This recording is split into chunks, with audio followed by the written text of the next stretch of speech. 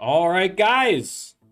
I am Norm. This is Norm Can't Shoot. We are back with more Trek Tuesday, our Star Trek Deep Space Nine playthrough of Rising Star 2, the indie band simulator that everyone loves. Not everyone, but we're getting there. Everyone who sees it loves it. Let's put it that way. So you need to get more eyeballs on it. And to that end, I'm doing my part by streaming it on Twitch twice a week. So last week, we had unprecedented success. An avalanche of unexpected success. Our album debuted, Disco Cisco, by the way. It debuted at number 3. It has made it to number 1 in Europe. It is climbing the charts in the US. And we are currently on tour, the European leg of the tour, after which we're going to have to do an extensive American tour because now we're like an international band, baby. All right? The world needs Terok Nor, the music of Terok Nor. And our popularity is through the roof, our cash through the roof, our jacket style through the roof, everything through the roof. It's an explosion of success. The prophets are with us 100%. They recognize the divinity of the emissary, and they have granted their boons upon us. All right? So, that said, let's get back to the game. Teleporting over. We are in a hotel because we are on tour right now. You can see the matching disco jackets. Here is Worf, son of Moog, our new keyboard player who came in after Odo joined for like a week or two and then quit. So, that didn't quite work out the way that I had hoped. But listen, he's a grumpy man. I listen. The older I get, the more I sympathize with Odo. Just no patience for anybody. I just want to get stuff done and then just spend my evenings in a bucket. 100% I'm there at that stage of that life. So I don't fault him one bit. Unlike Bashir. Bashir can go fuck himself. Sorry, pardon my language. All right, but listen. Worf's cool dude. He's working out well. Ego 5. He's the chillest Klingon you're ever going to meet, let me tell you. All right, he's already got his production maxed out, which is going to be great. Basically maxed out, one away. And we're working on his playing skill and his stage presence. And all positive news. But we have still a good chunk of our tour to go. We're still going through Germany and the Czech Republic, and then we're going to swing into Poland for a week or so. And then we're going to finish off. We're going to kind of hit around Eastern Europe here and into Istanbul, then down to Greece, finishing up in Italy. And then after that, we're going to take a little quick break to kind of refresh and recharge and do some practicing. And then boom, straight into the US leg of the tour. Now, as you can see, we are triple platinum within Space. No one can hear you sing. We are double platinum with Disco Cisco and double platinum with Wormhole. So basically, we're killing it. We are still, are we at number 1 right now? Yes. 4th week at number 1 right now, which is very, very good. There we are again. Just killing it. Beautiful birthday. Again, I like that name for a band. So, let's just take a quick rest. And then off to the show. I'm just going to use the same set that we've been using all tour. I might mix it up for the US because it depends on what the attitudes and so forth are in the US at that time. So we might do a little improvising. That's why we need that week off, so we can practice up the songs that we want to use for that set list and then go into the tour. I'm loving the banner for Disco Cisco, I gotta say.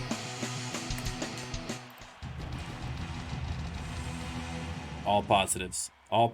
Look at this. Look at the love. Running out of a little energy at the end here, but they just love us so much. I understand it. It's a nice, cool night. Perfect for cruising around. All right, next up, where the heck are we on this tour? Good lord. Where am I right now? Saying, have a great night. Next to Pilsen. I don't know if we've been to Pilsen. We must have been to Pilsen before. Yeah, I think we've been here before. Oh, I'm pushing the wrong button. That's probably why it's not driving.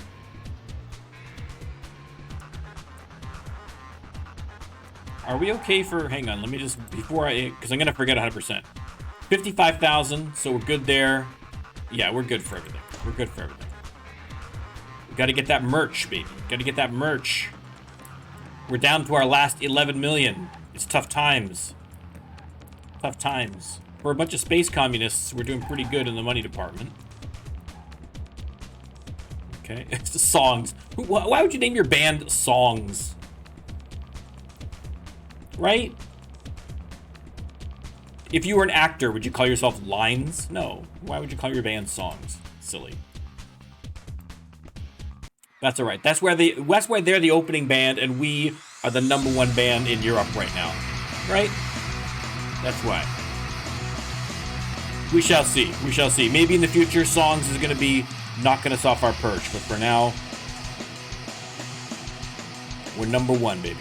#1. Yeah, we're losing too much energy at the end here. I'm going to have to make some changes here somehow. But, I mean, I can't really right now because everything's out of practice at this point, so... unless I can maybe rearrange it. Listening to the sounds of the night on Stranded Radio.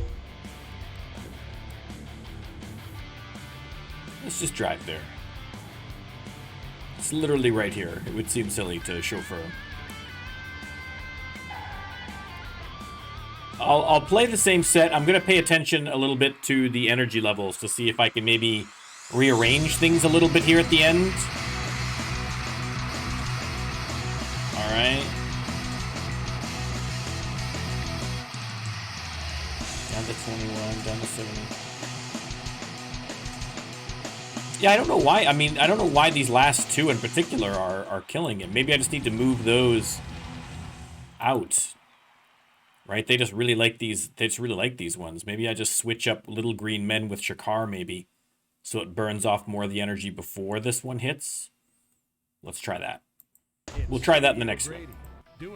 Again, we're doing well. I mean, I'm not super concerned about it, but listen, if we can make a little adjustment to improve, why not?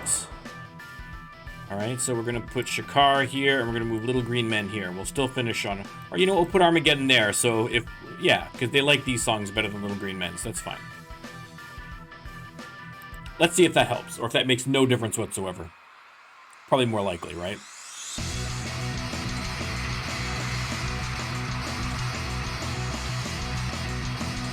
It's a bigger crowd too, so that makes a difference, obviously.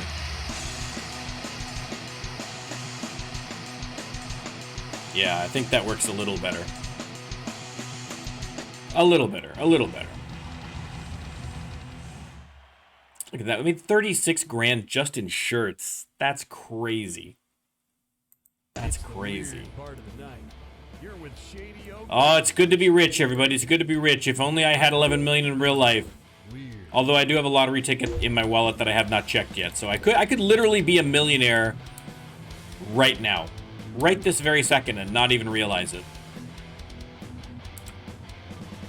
If I win millions of dollars, would I stop Twitch streaming? No. I would Twitch stream more because wouldn't have to work. I'd have lots of time to do it.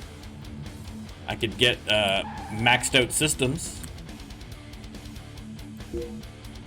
Oh, that's not what I meant to do. I'd be doing nothing but Twitch streaming.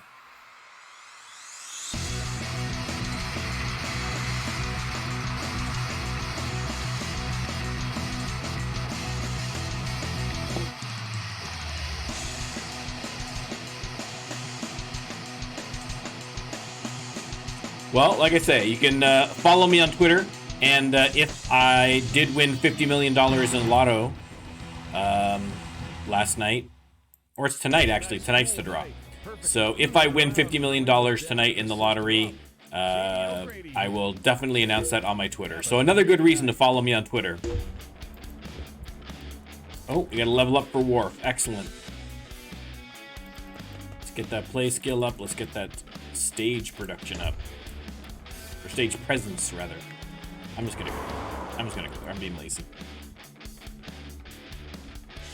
All right, we are starting the gig, baby. Yes! I think that I was thinking about it too in terms of like what's going to be the end game for Terok Nor, because we're really coming up on quite a bit of success here on this one. And I feel like the accomplishment that I need to get before I can feel good about ending the playthrough is I want to release an album that's #1 in both Europe and in America at the same time. Now we've already reached #1 in Europe, and we're doing well in America, and we may, I mean, I don't think so, but we might potentially get to #1. But I want opening, like boom, like we drop an album, everyone's like, yes, Terok Nor, we're 100% there for it. Boom, #1, right? I can feel the Then we can do a fine. Then we can end on a high. Do you know what I mean? Then we can end on a high. sounds of the night. And then we'll decide what we're going to do for the next playthrough. But like I say, we still got a lot of work to do. We haven't even got a contract for the next album. We got to wait for the next album. We got to produce the next album. We got to release the next album. And then we don't even know if that album's going to do it. I think America is going to be a tougher nut to crack than Europe. But listen, I have every confidence that we're going to get there eventually. If not the next album, maybe the one after that.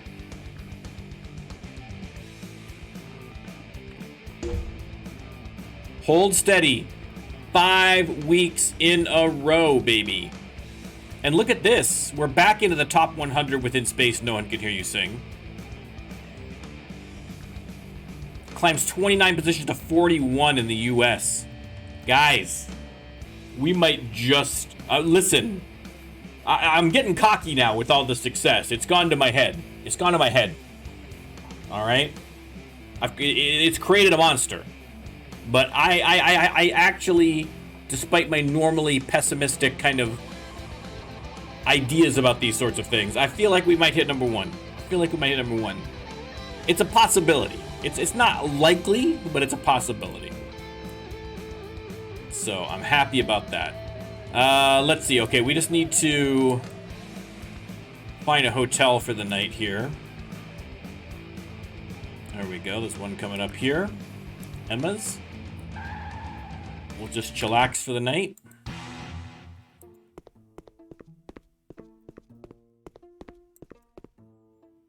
We're just gonna rest. I'm not gonna write any songs right now. Okay, is there a change? Okay, there is. High energy, technology, and education. Alright, I don't think that hurts us any. High energy is still good, so that's fine. Yeah, I don't think we're harmed by that one, thankfully.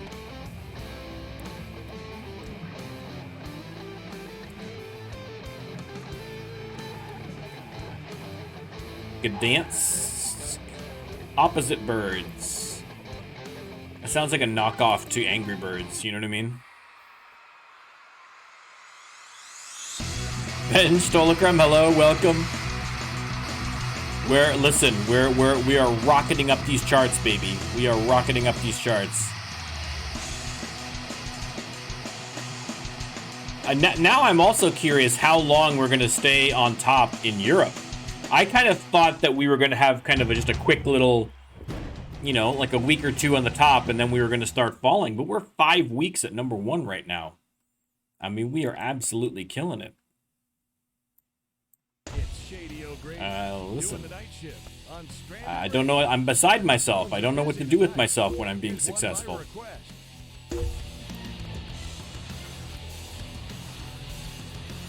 All right. Whoa, whoa, whoa, whoa. Easy now, easy. The Olston Theater.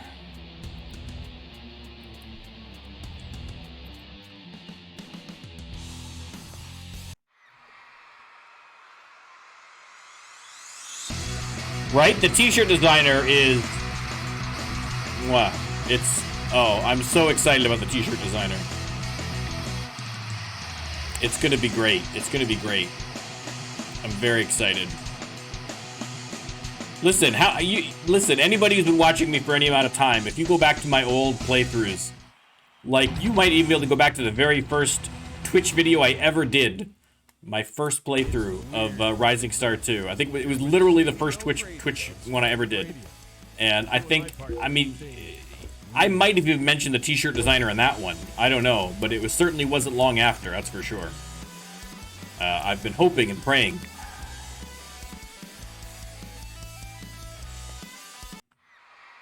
Right? Because, I mean, listen, you know how much fun I have designing the banners and the CD covers.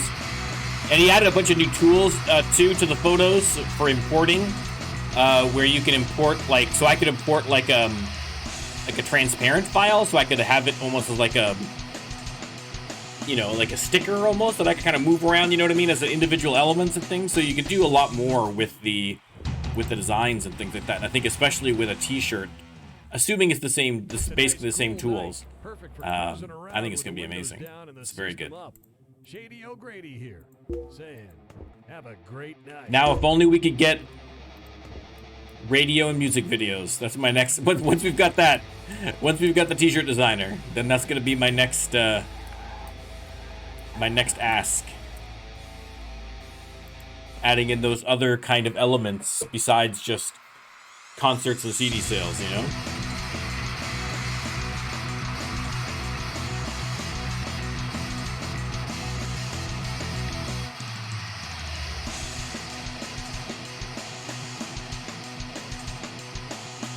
I tell you, I'm liking the disco jackets, though. It's going to be, I mean, we're going to have to get rid of them after this tour, but we still got a long way to go. But I'm going to miss them when they're gone, I think. I don't think I'm going to be sick of them by the time we're finished this tour. Also, you may have seen on Twitter, I have been thinking about doing a tier list video for where I rank every Star Trek character. Now, not every Star Trek character, but like, you know, the big ones from all the different series. And I was gonna do that. I was gonna do that tomorrow night, but I'm not gonna be able to do that tomorrow night by the looks of it. And I think actually it's probably better. I'm thinking now I'm gonna do it on Sunday because that's a nice kind of chill Sunday vibe. You know what I mean? Just gonna be chatting, right? Hopefully people will swing by and we can have a discussion about, you know, which characters you like the best, or you can argue with me when I put your favorite character down on the old D tier. But I think it's a good vibe for a Sunday. And plus that means that, listen, I'll plug it now here on Trek Tuesday. I'm going to plug it again on Ferengi Friday. So it'll give people a chance. Because, you know, there is a very strong crossover between people that watch my Rising Star 2 videos and Star Trek fans. You know what I mean? So I think that maybe there might be some interest in this. I'll plug it now. I'm going to plug it again on Friday, and then hopefully on Sunday we'll have a couple people show up. Hopefully you guys can come on out and let me know. It'll be good. Listen, Star Trek fans are very passionate about their favorite characters. So, I mean, I have very strong opinions, and some of them I know are for a fact are going to be controversial. I mean, I know for a fact they're going to be controversial. I'm going to put some guys high that people are going to disagree with. I'm going to put some guys right down at the bottom that people are going to disagree with. But listen, I'm here for that debate. I'm here for that discussion. So hopefully you'll come by on Sunday.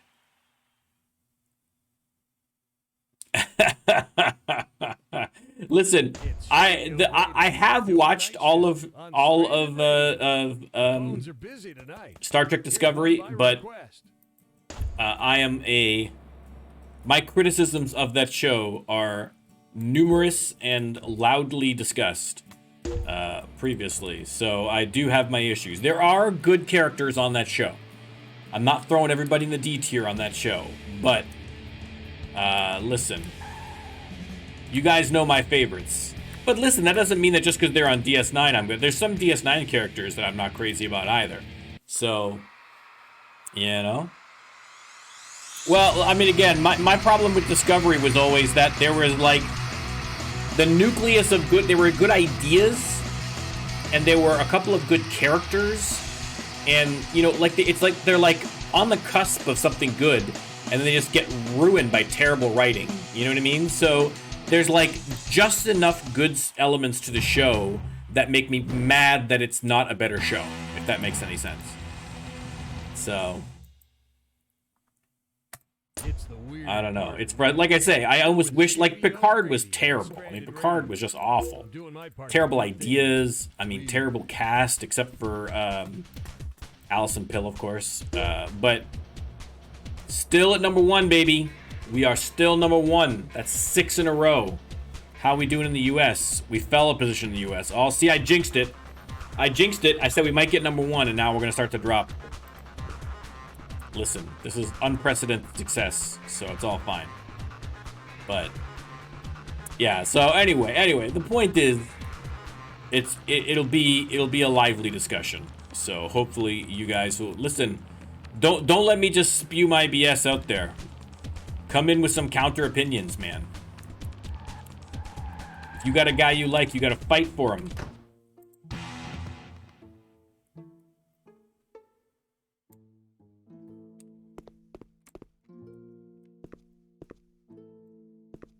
Well, listen, there's a lot of awesome Canadian bands. That's part, listen, I can 100% school you guys. I can give you tons of recommendations on good Canadian bands that if you don't live in Canada, you've probably never heard of before in your life.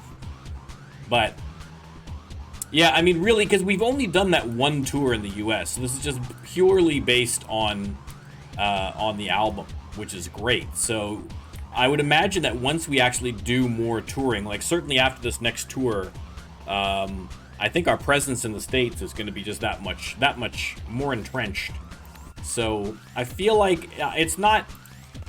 I think opening at number 1 I think opening up at number 1 in Europe next album is going to be the expectation.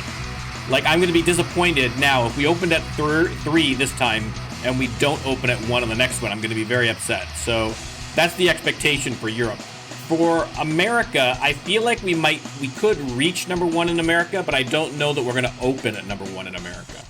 That's the challenge. But it's possible. It's not, I mean, I would have said completely impossible before this release, but now it's like, maybe. Listen, we will have to see. We got a year in game terms to wait. Because we got to fill this contract before we can even get the next one. And we got a long way to go. Ooh, Belvedere, that's a good name. I like that name. Ottawa's a good town. My brother has lived in Ottawa for years and years and years, and he's never leaving, man. He loves it up there. It's way too cold in the winter up there for my liking, though.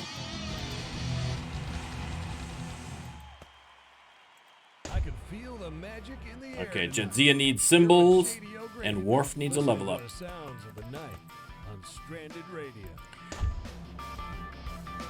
Listen, if you guys want a good Canadian band recommendation, random, go look up the band Cub, C-U-B. Cuddlecore girl band out of Vancouver, British Columbia. Specifically, look up My Chinchilla, which is a great song. I was very big on them in the 90s.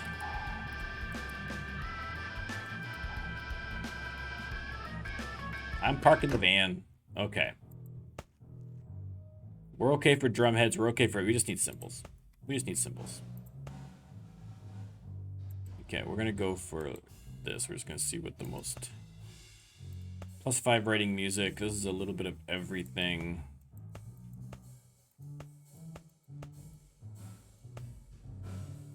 I think we'll just get a little bit of everything. We'll get one of these. And we'll get a couple of those. There we go.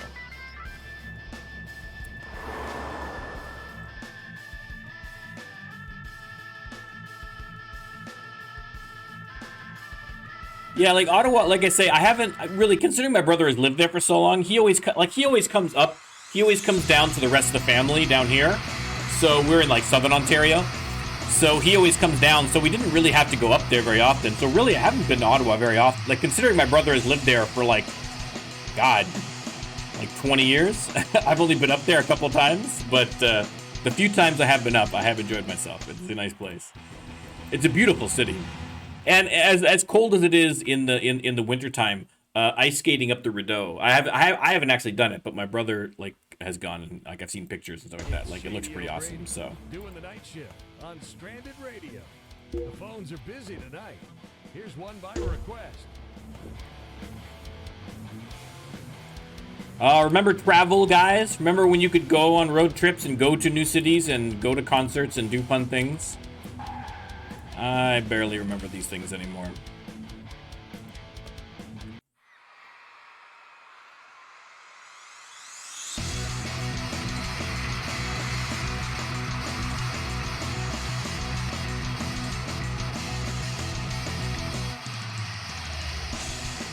Maybe that's what I'll do. Maybe every stream from now on, I'll plug a Canadian band.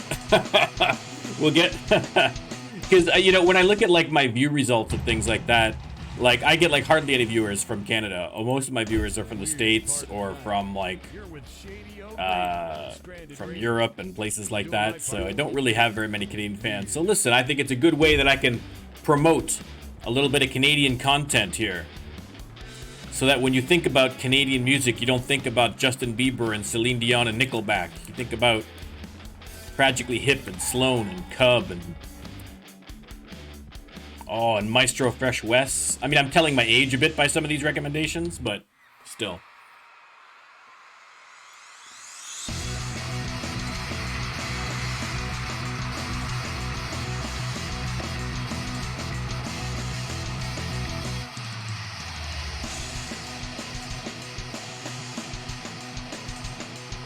Or I guess now, in fairness, when people think about Canadian musicians, probably people are thinking about like Drake and The Weeknd and stuff like that as maybe some of the newer ones. I don't know. I'm almost ashamed to say this as a Canadian, but I couldn't name a single Drake song. I don't listen to Drake at all. So, like, considering he's like, I don't know if he's still as popular as back as he was, but you know, people know Drake. I couldn't name a single song he's sung. My problem is that I don't have like a radio or a car with a radio. Like, I mean, I have no way of listening to new music necessarily. You know what I mean? Because back in the day, you'd listen to the radio, and when a new song came out, it would play on the radio, and you'd hear it on the radio. So for that brief period where I had a car, and I was listening to the radio every day, I was up on all the new music. Now, I just go on the internet and listen to the music that I like already. So there could be a whole bunch of new music that I completely miss. I suppose I should be on Spotify or something, but... Alright, Istanbul, Turkey, here we come.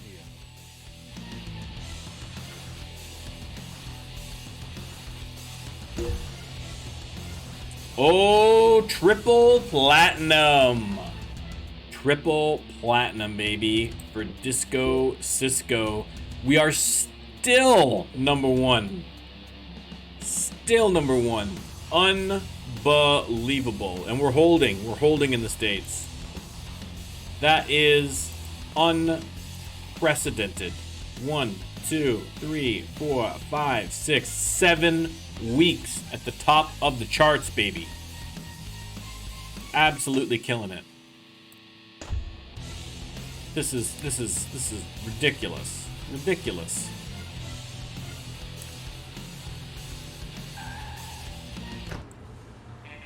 As long as we're here, let's do a quick little repair. Hit the hotel.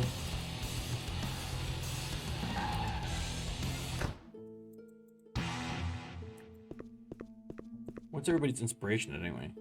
Oh, the inspiration's up a little bit. Let's try and write a song just for fun. Just for fun. Let's see if we can write a song. Let's see if we can mix. Let's see if we can develop any big ideas.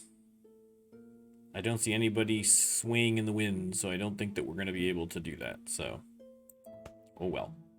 Okay, partying is out. I got to change some attitudes too about partying. So let's see. Let's start with this, and then I can go to this, and then that can go to this, and then we're out of luck.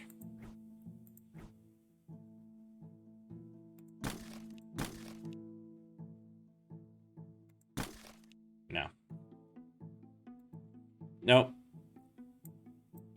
All right, never mind.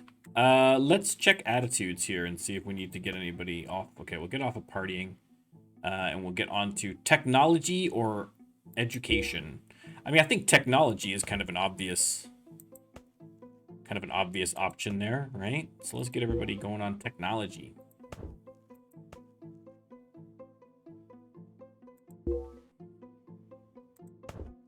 There we go. Excellent. And we'll change this to technology as well, just to get everybody... Just to get everybody on the same page for band unity. How we doing a bit? Look at that. Look at that. The solid green greatness. Beautiful. And let me see. Okay, so I've done my 50 gigs in Europe already, so we're covered there. We'll finish off the tour. We've only got a last week here, but we've done our 50 gigs in Europe. So now we have to do another tour in the States. And we should be good to go. All right. Excellent. Excellent.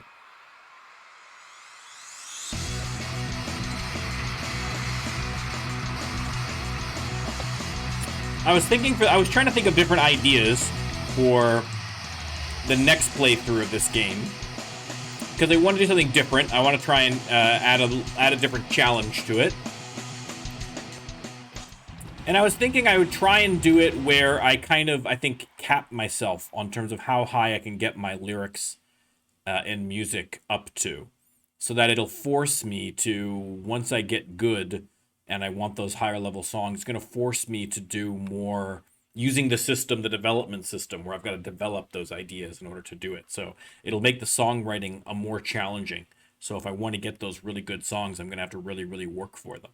So I think that's going to be the next idea. There might be more. I might do more, but with that at least is going to be the next idea. But again, we're still a ways away from that, I think. We're definitely not going to hit that here.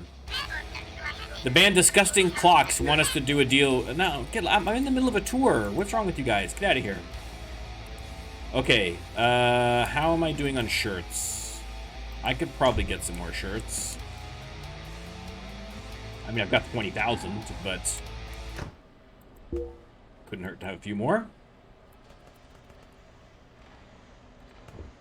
There we go. And I'm going to need to get some more albums, so I'll just... Oh, right here. Dale Studio. Perfect. Okay. Buy some CDs, because we're out of Promenade. Let's get 5,000 of those. We are out of Disco Cisco. Let's get 50,000 of those. Beautiful. And, you know, this one's still selling well, so let's get another 10,000 of those. We're just topping up on these ones there. I think that's probably good. That's probably good. Okay.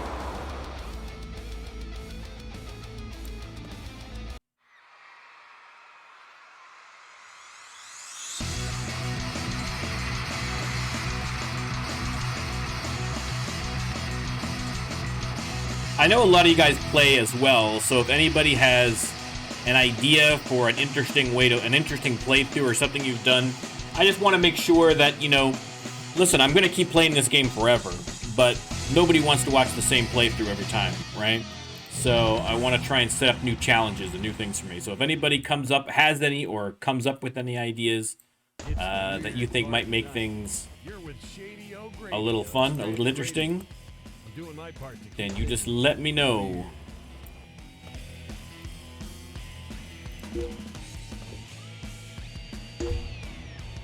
Okay. Approval in the insurance. What a terrible name. Solo. Yeah, I mean, a solo run would be so hard to do. A solo run would be really tough. That's a possibility. My only hesitation for a solo run is that part of the fun of doing the Star Trek run-throughs is that you get to see different cast members and things like that in the band. So I feel like if I just have just a solo, you know, like Michael Burnham, that it might take away from that, but it's definitely a possibility. It's definitely a possibility. Or maybe like I have to start out solo. And then once I reach a certain threshold or a certain milestone, then I can add a second member, and then I can just keep adding band members as I increase, right? So like I have to be solo until I release an album, and then after I release the album, I can get a second person, and then I have to get an album in the top 100, and then once I get an album in the top 100 with the duo, then I can make it a trio, and then I got to get in the top 10, then I can make it 4, you know, like that kind of an idea. That's a possibility too. We shall see. I'll see. We're spitballing. We're spitballing. Do a little brainstorming.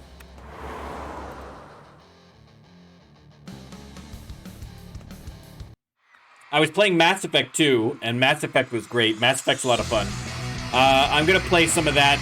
I'd like to play it tomorrow, but I just don't think I'm gonna be able to. If I'm not able to play it tomorrow, then I'm definitely gonna play it on the weekend again, because I want to keep going with it. I was having a lot of fun with it. I briefly thought about chopping up my Twitch stream of it, because it was like a 4-hour Twitch stream, chopping it up and trying to do an edited video for YouTube, and let's just say editing is difficult. Editing is tricky. Editing is hard. It's hard. It's a difficult. My hat's off to people that are able to, take like a 3 or 4 hour Twitch stream, and then crush all that down into a coherent, half-hour YouTube video that's like fun and captures the spirit of what you were doing and makes sense. I don't know how they do it, honestly. Like, it's impressive. It's a skill. It's definitely a skill. So I'm practicing in the background. Eventually, I'm hoping to get to that point where I'm going to be doing some more edited content for YouTube. But it's such a slog. It's so. I mean, I can wrap my head around the technical stuff, like in terms of the actual physically using the editor. I'm kind of getting the hang of that a little bit, but it's just a case of like, okay, how do I arrange them? And it's trickier too when you're doing it from a Twitch stream, because I mean, if I just sat down and played the game and narrated it, right? I was at home, I just sat down, clicked the record, clicked the button, clicked everything going, and I just narrated as I was going and reacted as I was going. That would be easier, I think, because I could kind of, on the fly, I could, like, if I said something but I flubbed the way I said it, I could, like, just stop and say it again and then just clip that with editing, you know what I mean? And it's difficult because, like, now when I'm doing a Twitch stream, I'm interacting with you guys, I'm interacting with the chat, right? So if I wanted to talk about this part here, the other people in the video aren't going to see the chat if they're watching us down the future. So they don't know the context of what we've been talking about the whole time, right? So you have to try and edit it in a way that doesn't make the person watching it feel excluded because they don't know what's going on in the chat portion of it. But at the same time, I'm still, primarily a streamer. So, I mean, interacting with chat is exactly what I love doing, right? So it's a tough line to do, and I'm just having difficulty with it. And I don't want to just throw out something crappy. I want it to be good. So that doesn't help either. But oh yeah, I don't doubt it. I mean, I don't doubt it one bit. But listen, if you're able to do it, kudos to you. Kudos to you. Do you put your edited stuff on YouTube, Tolakrem? I'm not sure if I follow you on YouTube. I should. If not, I will. But I mean, streaming is easier. Streaming is more playing to my strengths. You know what I mean? In the sense that I can just yammer on for hours. No problem. No problem. That's easy. And I like the interaction, and I like the flow of a Twitch stream. But it's the weird part of the night. All right, there we go. That's the end of the European tour. And now we're stranded in Italy. We got to fly home to Brussels.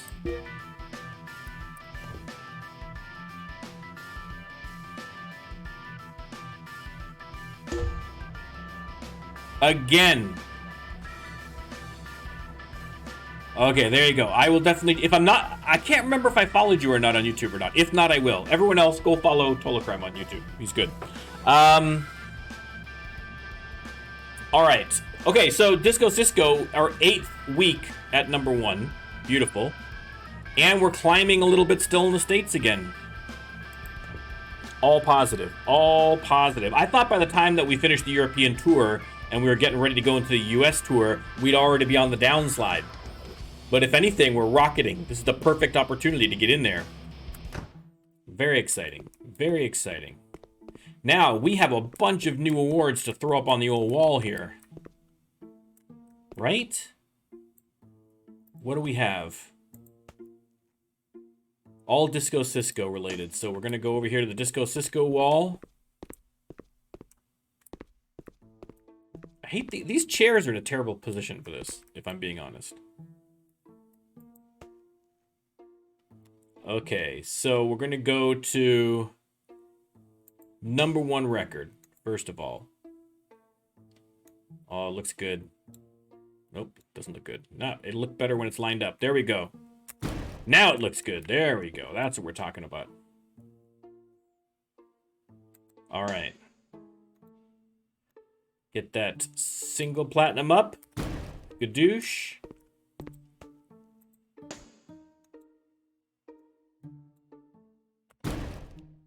Double platinum, and then the coveted triple platinum. Oh, yeah. And really, I mean, there's no reason to think that... I mean, I don't think there's quadruple platinum. I think they only go to triple platinum. Like, what's beyond that? I don't know how high these go. I guess we'll find out because we're already halfway to 4 million on both of these albums. So, we shall see. But so far, so good. Number 24 in the US. Yeah, I think that's... like I say, I don't think that we're going to get to... I don't think we're going to get to #1. I mean, we could. It's not completely, you know, impossible. But I don't feel like we're going to. I'll be happy if we do. It'll be a nice surprise. Here we go.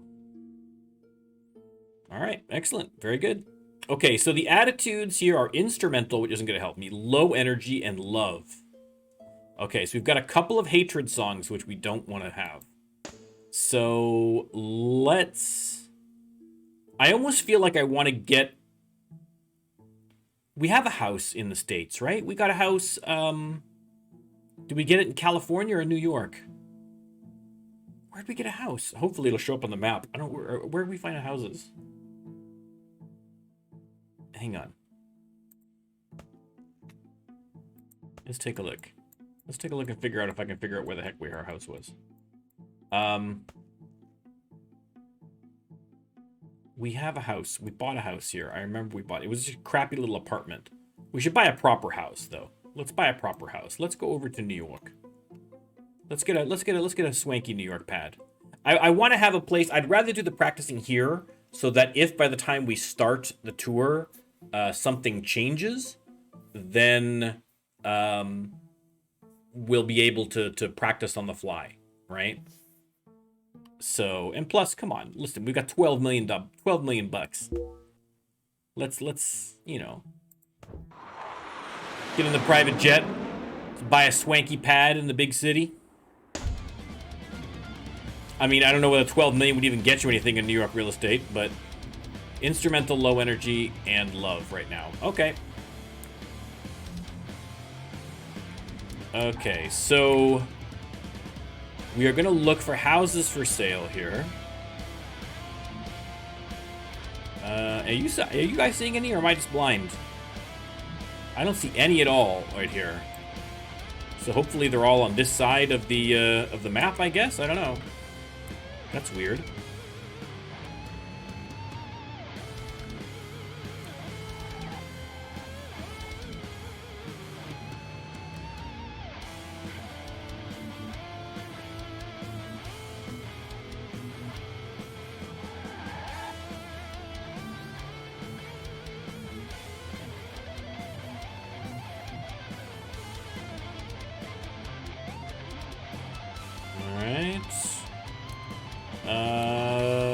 This is kind of strange, but... Oh, wait, there was one back here. Hang on.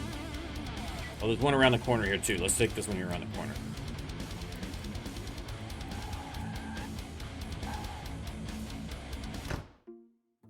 no, we're not gonna.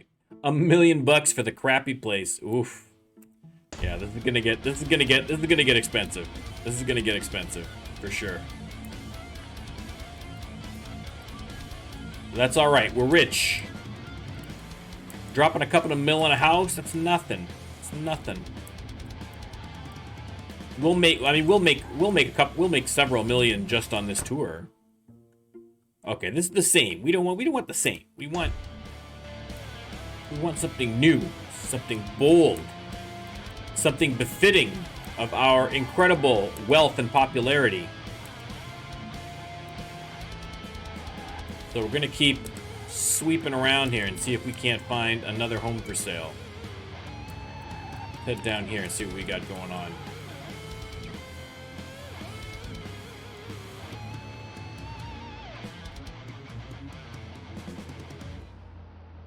Oh yeah, I love that song. Shady O'Grady here playing your Still looking. This is where we need to get they need a real estate agent.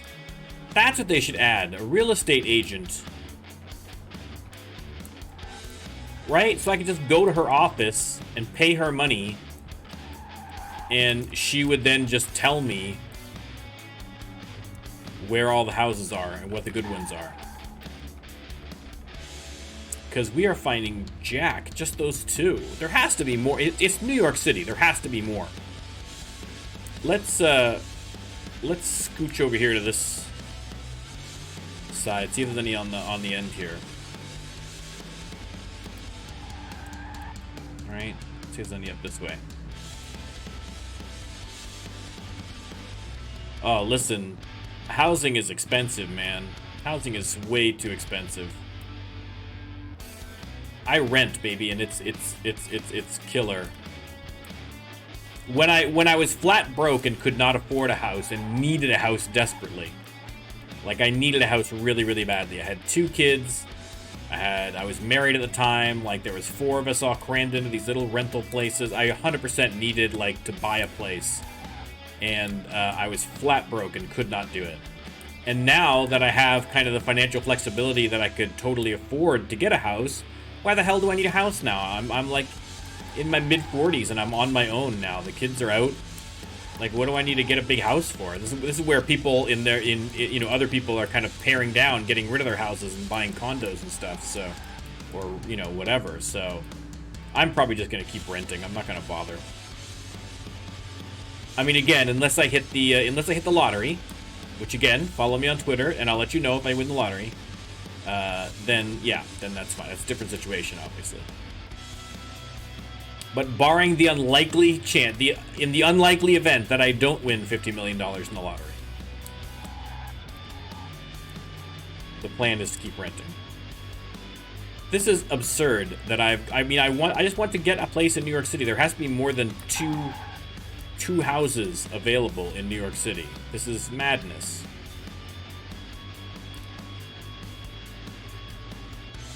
Absolute madness. I'm gonna have to go through this square by square just to find a house?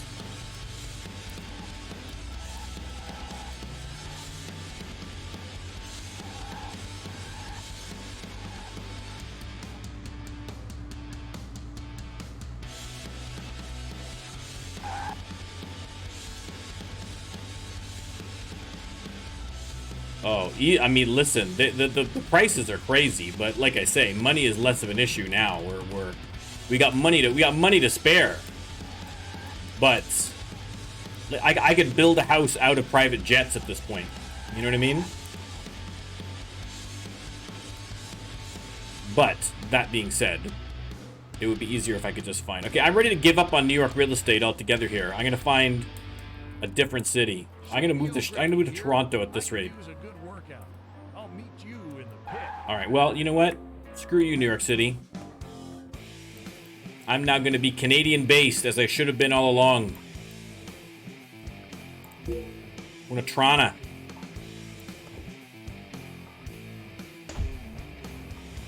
Oh, well, listen. I mean, if it was accurate to New York real estate, I don't know how much I'd get with my 12 mil.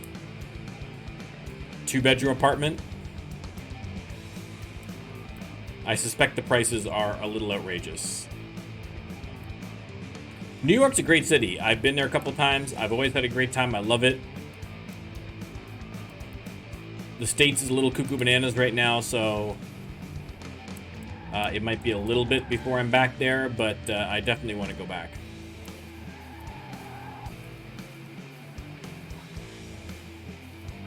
Listen, I want to go anywhere at this point. I'm just dying. This is just getting ridiculous. Okay, home for sale. Come on, be one that I haven't seen bit. Okay, now I haven't seen this house before. I feel like this is a step down from my last pad, though. I know there's got to be a nicer one than this one. I do like the practice room here is really good. I'm still based in Europe, but we have to do a big US tour, Damon. So I'm trying to find a base of operations for my North American franchise, and New York was a complete miss. So we are trying our luck to see if we can't find something in Toronto, as the locals would call it.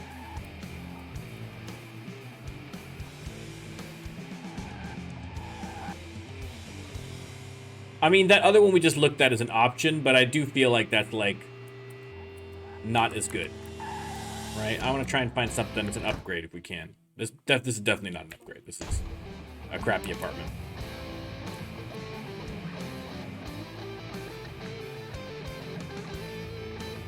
We'll look for a little bit longer, and if not, we'll just grab that other one. Just to get her done. Oh, there's one over here. Hang on. What do we got? What do we got? This looks promising. Let's try and park. We're right next to the cemetery. I don't know if that's good luck or bad luck or... There we go. That's what I'm talking about. Look at this. Much nicer. Much nicer. We had this in the last playthrough. With our next generation playthrough, and it's a pretty swank little place. You got a nice big practice room, right? Windows overlooking the street. Got a little office. We got a slick little bedroom with a world map. Listen, we're a world focus now. This is appropriate. And for the low look, we got a little walk-in closet. Now, could they add something where we could add our clothing that we buy to the hangers? There's the detail I'd like to see. There's the detail I would like to see. Right? Could we win awards and put them on shelves? That kind of a thing. We can dare to dream. Okay, let's buy this home. Boom. We are now official residents of Toronto, Ontario, Canada. Boom. Oh my god. Well, isn't there like a whole website for like where people have forgot like maps that are missing New Zealand altogether, and it's not even just like quickly drawn maps, but like actual literal maps of the world that just forgot that New Zealand's a place. Oh, poor Kiwis. All right, now all of our awards are back home, but that's okay. So we need to take a look at what songs we're going to do here.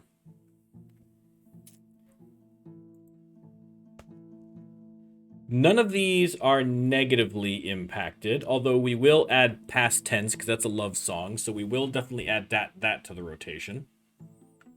They like low energy, which we had no low energy on that last album altogether. So, okay, we're definitely going to have past tense. I'm going to tag these, so it'll make it easier, because I'm not that bright. So let's tag that with Happy Face. That's what we're going to put on the tour. Those are tour songs right there. Okay. Sort by attitude. Let's see if we have any that are Way of the Warrior. Congratulations. You're just what the doctor ordered. Beautiful. Okay, Armageddon Game is not on our CD, so even though it's appropriate, I don't think I want to use it if I can. Okay. I can throw Defiant or Destiny on there. Either one of those are fine. So we'll just throw that on there. I might learn that one as well. I mean, if it's popular right now, I might as well learn a couple of extras just in case. So I think just these with a nice mix of the stuff we've already been doing, I think is probably fine. Yeah, I think that works.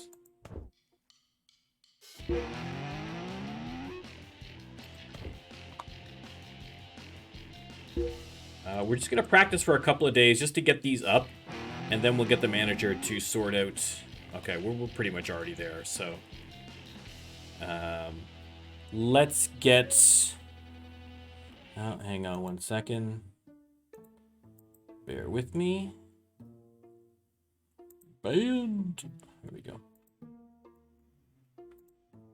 It's fun. The one advantage, like when the robo guys come in and spam the chat, is that I get to ban someone and not feel bad about it. Like, I would hate, like, even if someone comes in as being a jerk, I don't want to be that guy who's gonna be banning everybody, right? I feel people can just say what they want to say for the most part, unless they're being egregious, right? So it gives me the opportunity to flex the old band muscles, you know, without having to hurt anybody's feelings about it. So it's perfect. Okay, let's get the manager working on this tour. We got to figure out. Okay, this is the. No. Cisco US tour. And date range is going to be, what are we at now? November 26th. So let's just start December 1st. Okay. December 3rd is the earliest we can start. That's fine. All right, so where are we going to start? We need to find somewhere good. Or not somewhere good, but a band that's good. We'll just check some of the locals. Buffalo, Detroit. Let's look at the big city. Let's look at New York. Not great. Not great. I'm just checking random places right now. Montreal? No. I want to hit down here. There's a lot of bigger cities around here. The Polite Dolphin. I love that name, but no.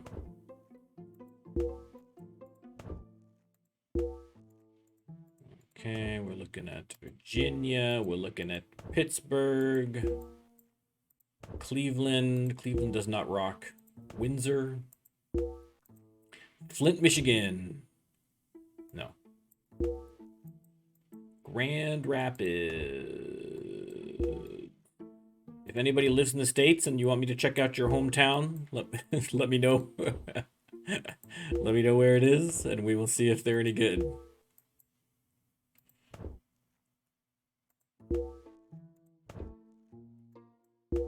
Man, we are striking out big time.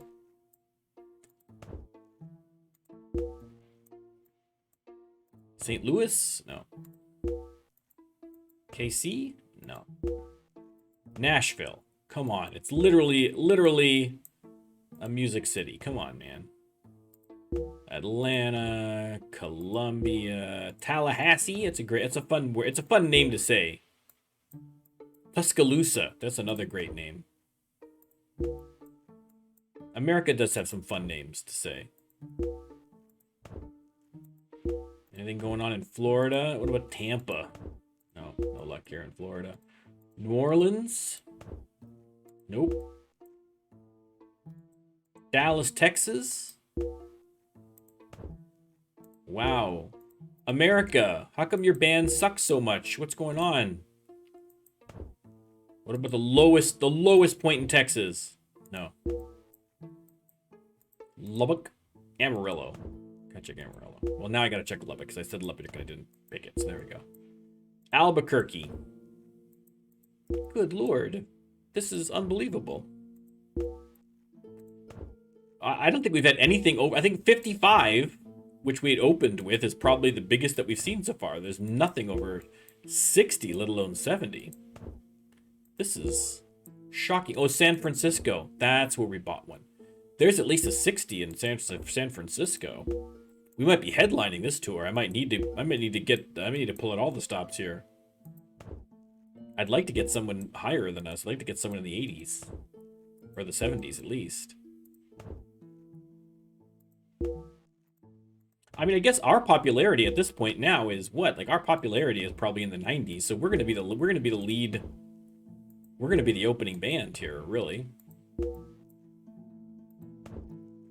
This is unbelievable. I mean, so far, I think the best is San Francisco. Super Prison. That's a great name. It's a great name. Anything way up north? We're going to start way up north? No. Saskatoon. That's an exciting place to start a band. Winnipeg. Most boring city in Canada. Sorry, Winnipeg. Trois-Rivières. Ottawa. We were talking about Ottawa already. No, nothing. Unbelievable. What about the middle of the country? Come on. There's got Little Rock, Arkansas. Oklahoma City. Denver, Colorado. Salt Lake City, let's rock out with the Mormons. This is ridiculous. America. What's going on, America? Fargo. Unbelievable. Unbelievable. And I also screwed up that, so let's book a tour.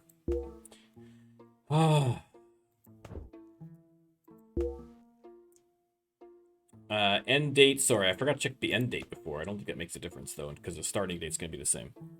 I'll check Wisconsin again. I think I checked. I don't think I checked all of Wisconsin, but I will check for you.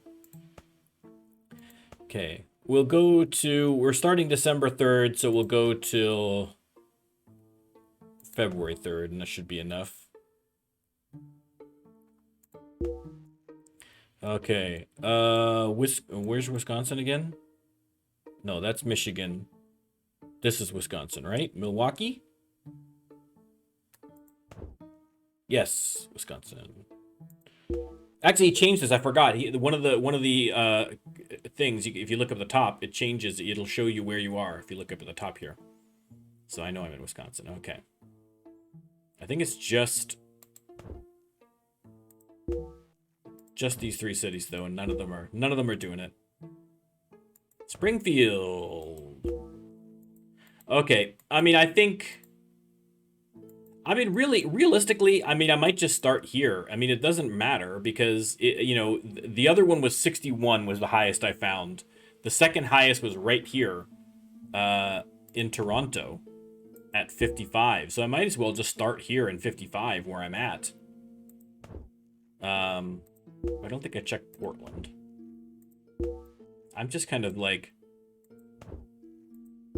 I'm just kind of amazed that how come they just they just cut off the Maritimes altogether? Like, you can't play a gig out in Moncton or something like that. Come on, man. Yeah, I think I checked all these. There's nothing going on. Nothing going on at all. All right, let's just start in Toronto. We'll start with the Plain Star. It's not a great band name, but it'll have to do for now. Okay, so band name, the tour name is the Disco Cisco US Tour, not Tout, Tour. We're going for 2 months. We are going to assign that task. So that's done. And realistically, I mean, because our popularity...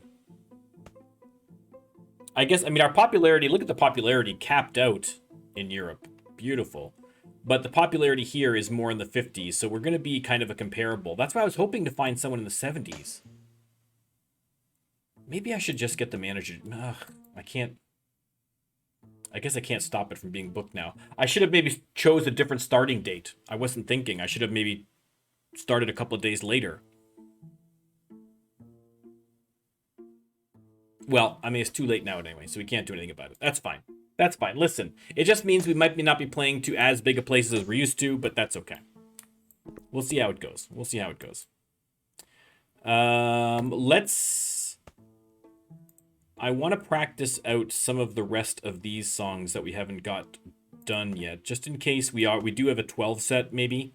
So I want to make sure we have these other ones possibly open to us if we need to add them from the album.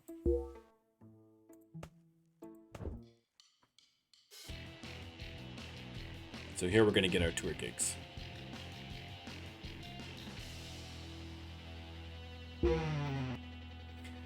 Number 1 still. And we're at number 28 in the States. This is craziness. Craziness. All right, let's check out this tour. Toronto. Okay, we're doing Ontario. We're drifting down to Buffalo, Pittsburgh, Ohio, Michigan,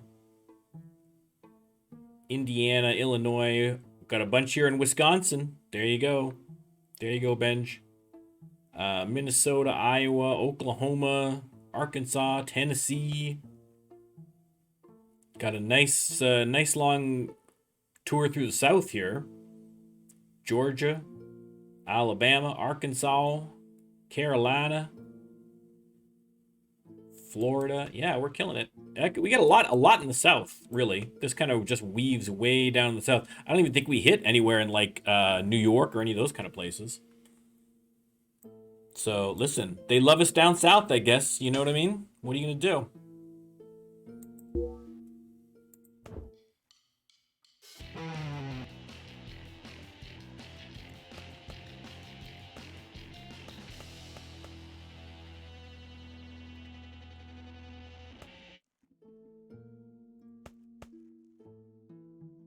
Okay. When's the start? Friday, and it's Monday. Okay, so we still got a couple of days till we can practice. That's fine.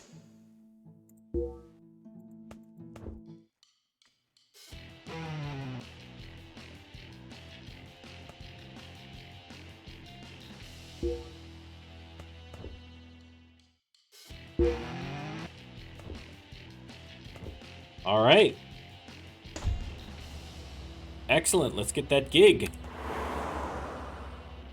3 times XP day, too. Perfect. Okay, we're going to clear that set list. Let's go to play skill. Has anything changed? Nope, still the same. Perfect. Okay, so we're definitely going to have Way of the Warrior in there. We're not going to start with that, obviously. We'll start with... Okay, we're doing a 9 set, so we're still... Even though we're the same popularity, we're the second band. So we're still doing a 9 set. Okay.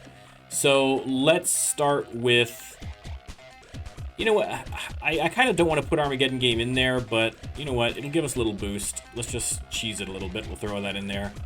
And we'll do Improbable Cause, and then we'll do Way of the Warrior. I'm not sure, because these are low, but because they're popular, I'm not sure what they're going to do.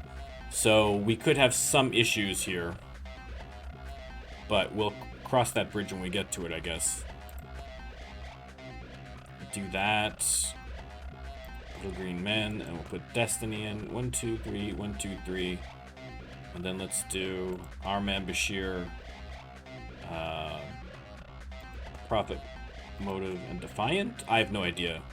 Because of these things being popular, I have no idea how this is. This is probably terrible, but we'll try this. We'll just see it. We're experimenting. We're experimenting.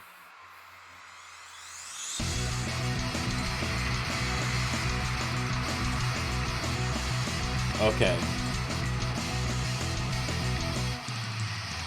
Okay, so the low energy ones don't really raise it very much in terms of energy level, but we actually, that turned out all right, actually. That worked out not too bad. Yep, everybody was reasonably happy with them. That's fine. It's a nice, cool night. Perfect. Another level up for Mr. Worf.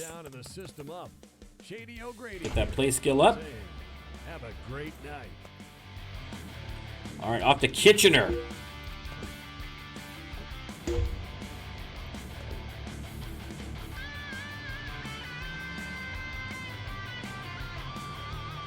I've been to Kitchener many times. I've never been super... I mean, it's just Kitchener. It's fine. Like, there's nothing wrong with Kitchener, but it's not like... It's like, whatever. Oh, now we've got a 12 set. Now it's going to give us a 12 set. Okay, so...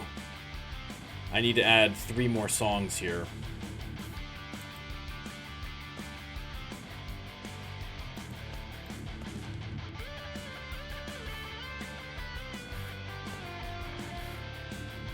Try that, I guess? Oh, no, I want to work past tense in there. Let's take Shakar out and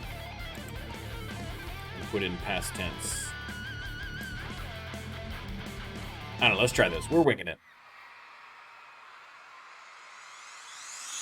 But the last time I went to Kitchener, I went to a bar that was a Hawaiian-themed bar. They had very good drinks and very good atmosphere, and it was a little tiny place, and it was a lot of fun. Okay, now we're running out of energy. Now we're having energy problems.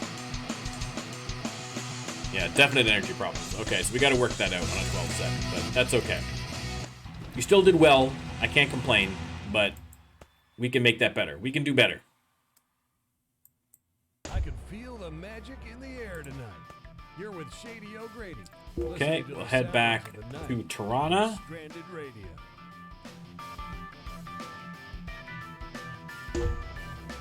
Still holding steady at number 1. This is unbelievable.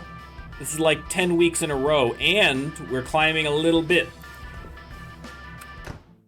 This is like, are we ever going to get out of number 1's position?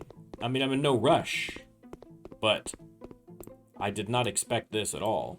I did not expect this.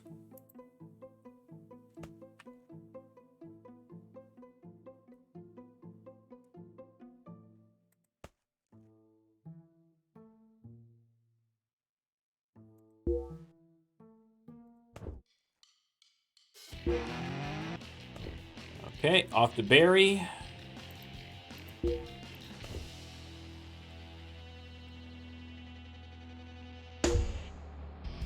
Yeah, Wisconsin, man, we're hitting. There's 3 cities in Wisconsin, and we're hitting all of them. All of them.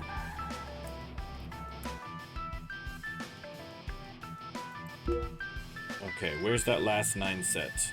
This would have been December 3rd.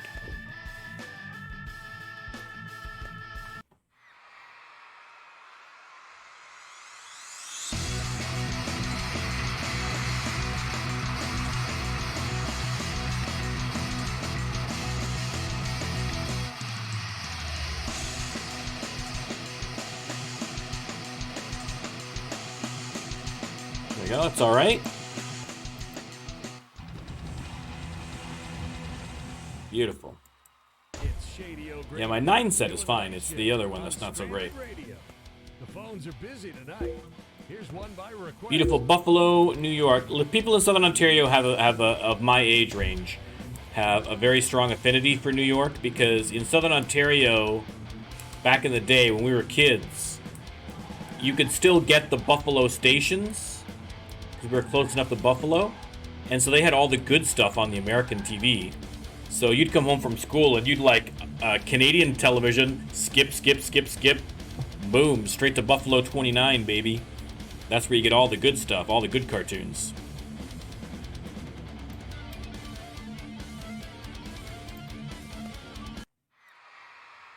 You'd come home, and kids of my age, you'd watch like the trifecta, right? You got your Transformers, you got your G.I. Joe, you got your Thundercats. Boom, back to back to back. It was a golden age. A golden age.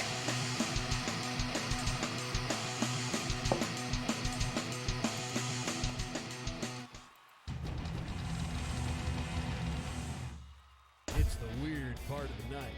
You're with Shady O'Grady. All right, Pittsburgh. I'm doing my part to keep things weird. All right, the 9 set. Listen, the 9 set's performing better for us than the 12. I'm hoping they mix it up a little bit though, or else those other parts of the 12 set are gonna go. I'm gonna start losing on those ones, you know. We'll see.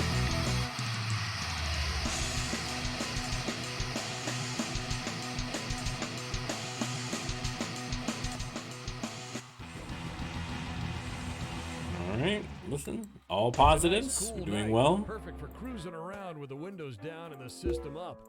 Cleveland, Shady O'Grady here. home of Drew Carey. Have a great night. I don't know if that's quite the claim to fame that like Cleveland people would go for every time, but listen, technically true. Yeah, we've got a weird tour. We're swinging through the Rust Belt and then heading straight down south. But not like the Texas side of south, more the southeast.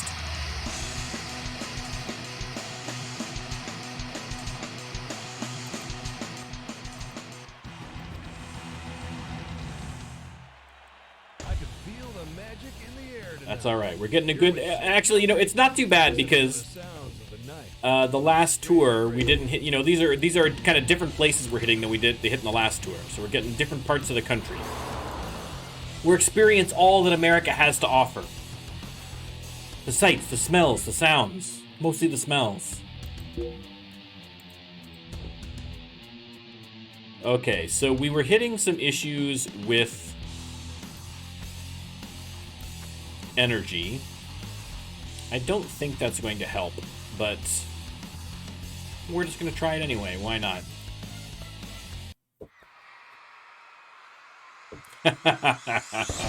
Listen, Dave and I would never disparage our fine neighbors to the south in that manner, no matter how hilarious it might be. Ooh, look at the pyrotechnics. Boom, look at that. Look at the production level on this tour. Unbelievable. We got another level up for Mr. Worf. Doing the night shift on Stranded Radio. The phones are busy tonight. Here's one by request. Excellent. Okay, across the border to Windsor. I have been to Windsor, and Windsor was not an exciting town. Sorry, Windsor.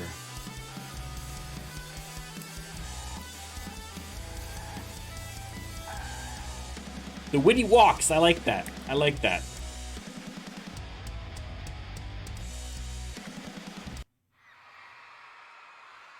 All right, so we're getting a mix of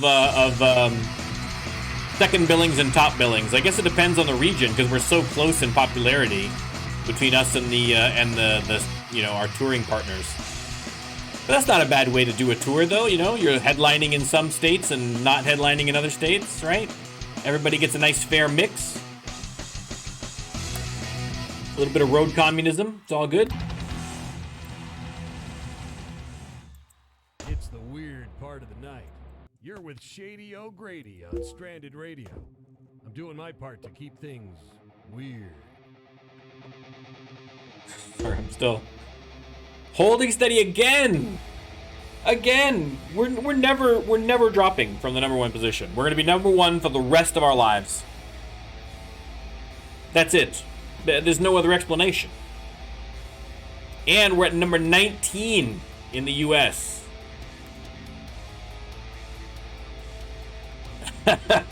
Listen, David, you can make those jokes, all right? As a non-American, I can't make those jokes. As an American, you can do that.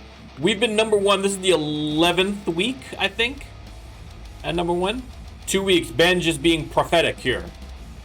All right. We shall see. Listen, at this point, it's all gravy. I mean, I didn't think we were going to hit #1 for sure, and now not only do we hit it, we've been there for 11 weeks. Get out of here. Get out of here. This is an unprecedented success beyond my wildest dreams. It is, yeah. It is against our nature to be rude or insulting. I mean, well, it's not. Okay, here's what you have to understand about Canadians. It's not in our nature to be rude and insulting to your face. Behind your backs, in our minds, oh. Canadians are awful, awful people. But we're not going to do that in public or write directly to a person. Never, never, never. Although, ironically, I did see... I was watching videos earlier, and there was one of these, there was a video of some guy in Alberta who got a ticket, and he didn't take it very well, and he started mouthing off to the RCMP guy who pulled him over. And when he pulled away, he basically swerved his car in to get real close to the officer, which, I mean, you're not going to do that to an officer. That's not too smart. So they pulled him over again and arrested him for assaulting a police officer and resisting arrest, and he had bear mace in his door, so they arrested him for possession of a weapon, blah, blah, blah. And this guy was, I mean, as a Canadian, I was offended at how rude this guy was being. I mean, so rude, like obnoxious, just the most obnoxious. I mean, this is like Alberta is like the south of the north. You know what I mean? So I'm not shocked that if you did find a really rude Canadian, that it was going to be from Alberta. But although all the people that I've met from Alberta are super lovely, but they have a very bad reputation that way.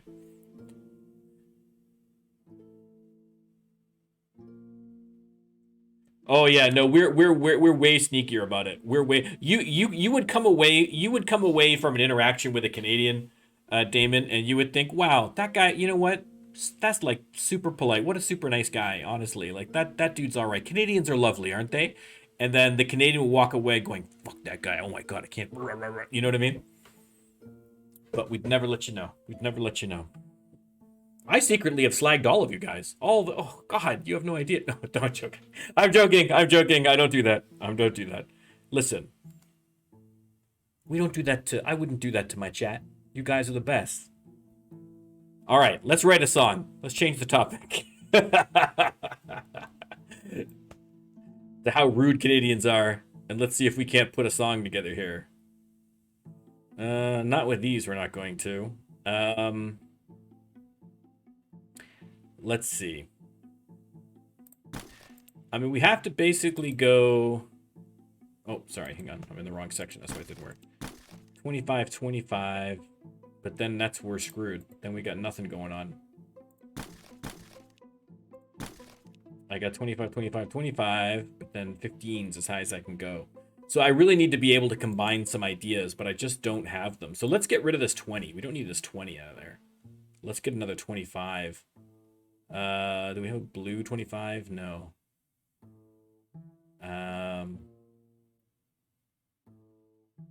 These are all Keikos, so let's get a Benjamin in there. So yeah, so we'll just hang on to these, and we'll just hope we're gonna need to merge some. We're gonna need to merge some stuff before it's gonna work. So. All right, let's just rest then, because we can't write a song. And let's head to the Toledo Theater. I think it's literally right around the corner here, so let's back it up. Yep.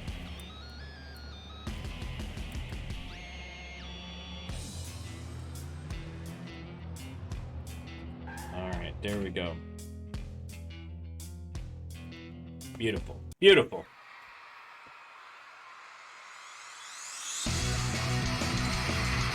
Well, the one thing, though, that it is true about Canadians is our penchant for apology.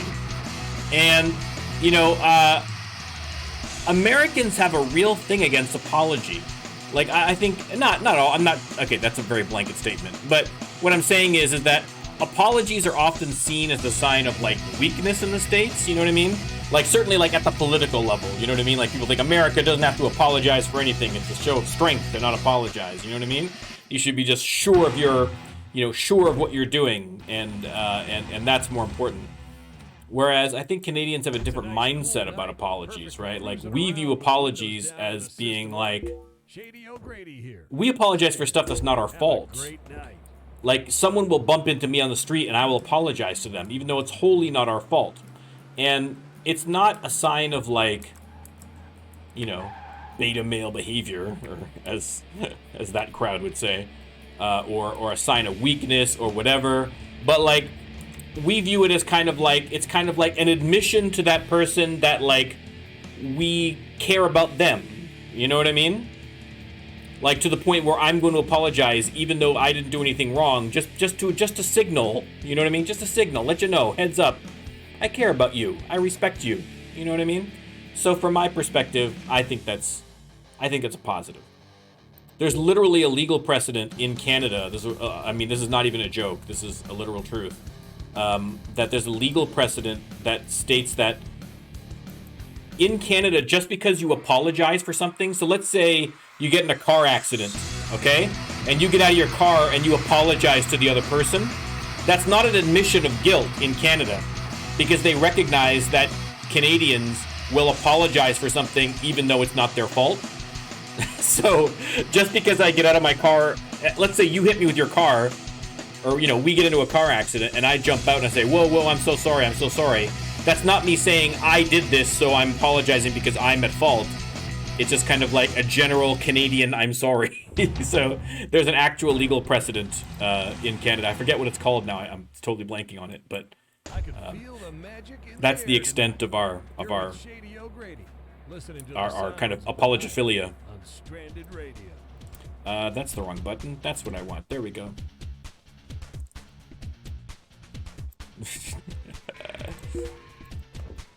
Oh, Canada.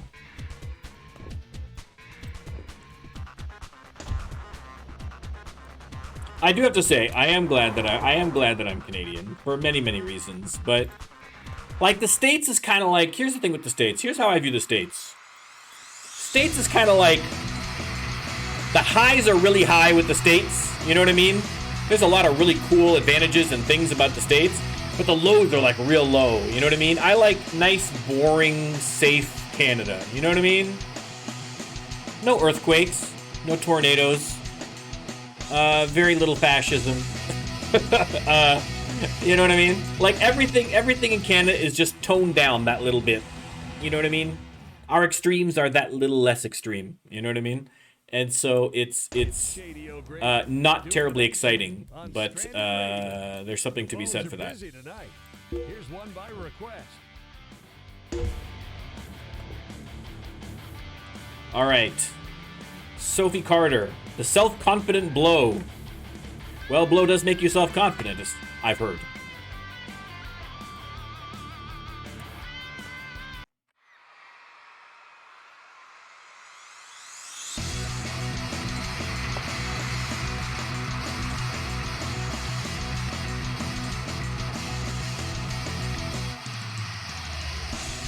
Bonjour, Mas, comment ça va?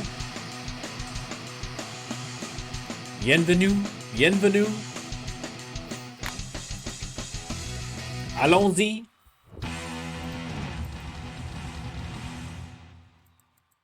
It's the weird part of the night. You're with Shady O'Grady on Stranded Radio. I'm doing my part to keep things. I was actually just talking with my son's in Quebec right now for work, and I was talking to him about French today. And he knows no French. He barely paid attention to anything in high school, let alone French. So his French is terrible. So he's having a time out there. I mean, thankfully he's in Montreal where most people are bilingual, but people keep speaking to him in French, and he has to keep explaining somehow that he doesn't speak it. He's been trying to manage and stuff, and so he was saying he wished that I was there because mine is my French is a little better, but it's really not that much better, unfortunately. I wish, listen, I'd be making a lot more money if I was bilingual. That's 100%. In Canada, you can make a lot more money if you're bilingual. If you're getting any kind of government job, being bilingual, ka-ching, ka-ching, baby.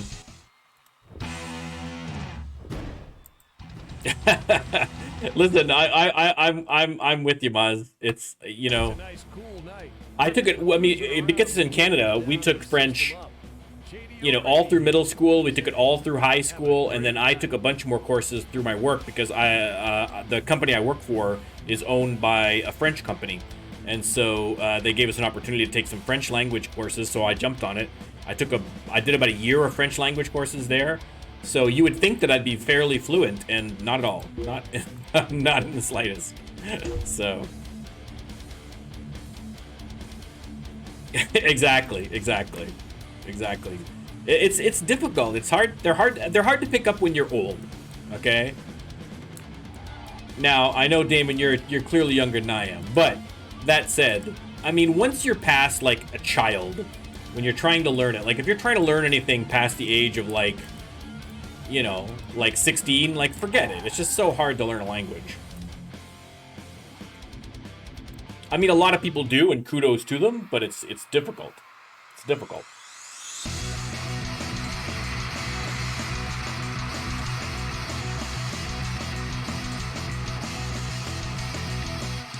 But I can also count in Vietnamese.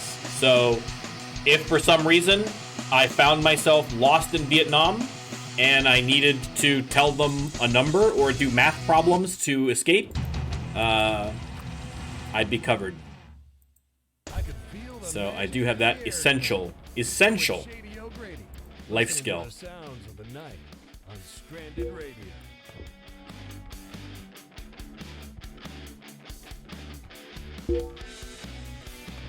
All right.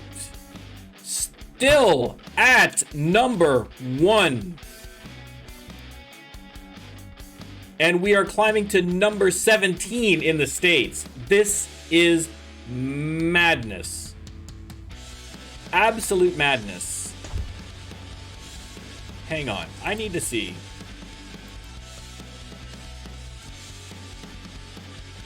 I'm trying to see how many we've sold.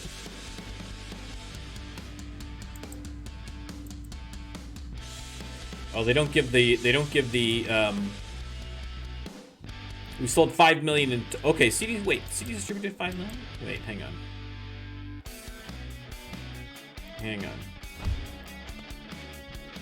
Yeah, 5 million. 5 million total for Disco Cisco.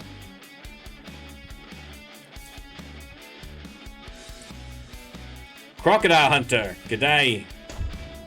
R.I.P. R.I.P. Crocodile Hunter. He died doing what he loved. Annoying animals.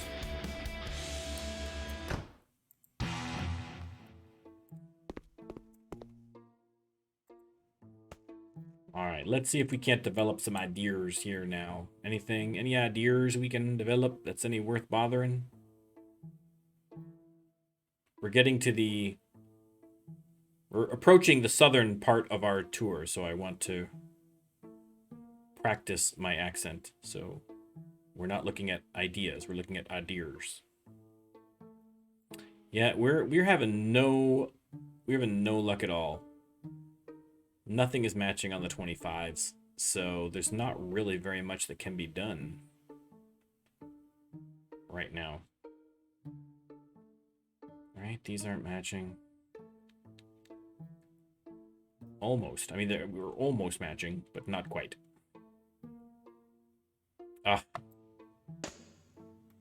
Oh, let me just see if I can put it together, though. Hang on, I forgot. I didn't even look.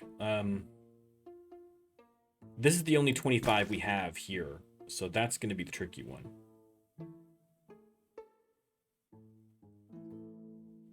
And then we can't, yeah, then we can't, because there's no 25s that match with this one, so there's nothing we can do. All right.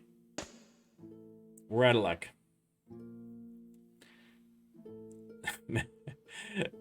Listen, the only I was telling my son this today. The only phrase you need to know in French is "Je ne parle pas français." That means I don't speak French, and then that will help them. If you're not very good at French, you can say "Parle lentement, s'il vous plaît." Je ne parle pas français très bien, which means speak slowly, please. I don't speak French very well. The accent was terrible on that particular one. I don't know why my accent totally left me on that reading, but yeah, it's a couple of important French ones. Back in the day, I knew a couple of lines to use on French girls at clubs, but I didn't really have. It was a very brief window when I was hitting on francophone women. Although more successfully than you would have anticipated. This is many years ago, but. Let's see. We're just gonna rest.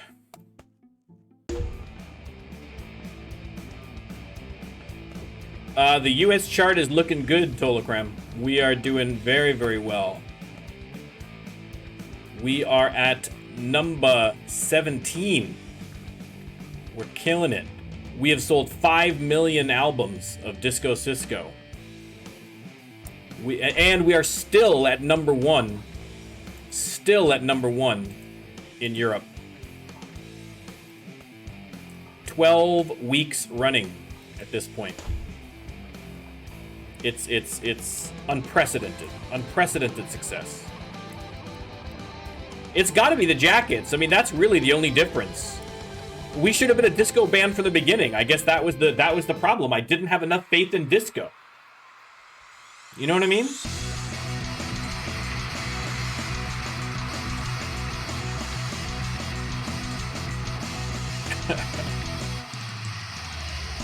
supergroup. I'm telling you. Well, the advantage, here's the advantage of speaking English, is that I've found that people who are native to a different language, no matter what that language is, because of the prevalence of English media, like movies and television and things like that, I find that a lot of people can speak a little bit of English. Now, it sucks that, like, they have to accommodate me, as opposed to me being able to accommodate them by speaking a bit of their language. But all things considered, if you can only speak one language, English is probably the best one to know. To be honest, right? That covers all of North America. That covers all of the UK. That covers large parts of Europe that speak a lot of English. That speaks several African countries speak a lot of English. Australia, obviously, New Zealand, right? So I feel like English is probably the way to go. Well, I mean, the horrible part, and the part where you have to feel a little guilty, is the reason English is so widespread is because Britain took over the entire world. So, you know, that's not great. But, listen, if we're trying to find a silver lining to centuries of British imperialism, it's that we can vacation more places more comfortably. Let's put it that way. So, sorry about all that oppression, I guess. Well, not me. Listen, I'm Canadian. We didn't oppress anybody. Well, we oppressed the First Nations people and the Inuit, but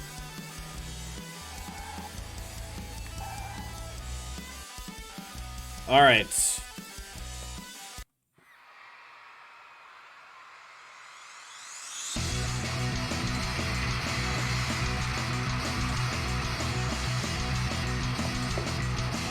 Well, that's why, like, when I'm going on my next trip to Europe, I want to do Amsterdam and Paris because, A, between the two of them, that's like most of the art that I love and I want to see, so that's the primary reason.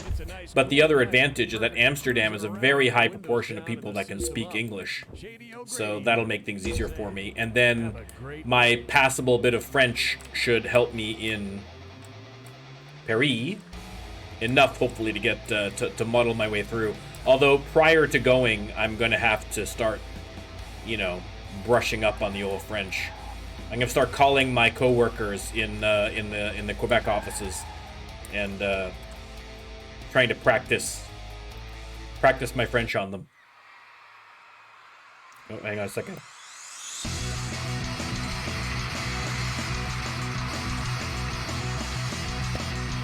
Allergy season, it is upon us.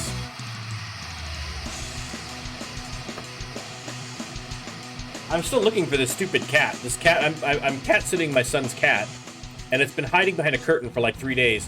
It did come out last night for like, it was last night or the night before? Anyway, it came out for like 20 minutes because it was chasing a moth. So it was otherwise occupied. It was kind of adorable watching it chase this moth around for like 20 minutes. But then as soon as it was done, I gave it a little pet and gave it a treat, and then whoosh, right back behind the curtain. So it's not terribly sociable. I feel bad. It's like, cat, you could be right. I could be petting you while I'm playing the game, cat. I can do this one-handed, no problem. But not interested. It's not interested. Doesn't like me. It's just gonna sit back there waiting for my son to get back.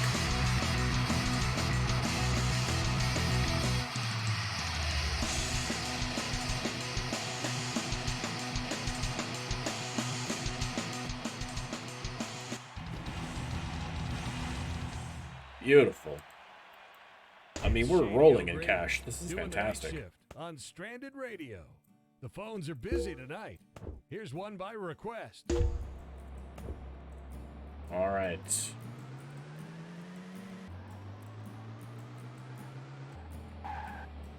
Let's just check and see how the van's doing while I'm thinking of it. Oh, it's not too bad. It's not too bad. I was tempted to change the paint job back to the American paint job for our American tour, but I feel like the you know, this 70s wood design is bringing us good luck. We've had nothing but success so far with it, so I don't want to jinx it.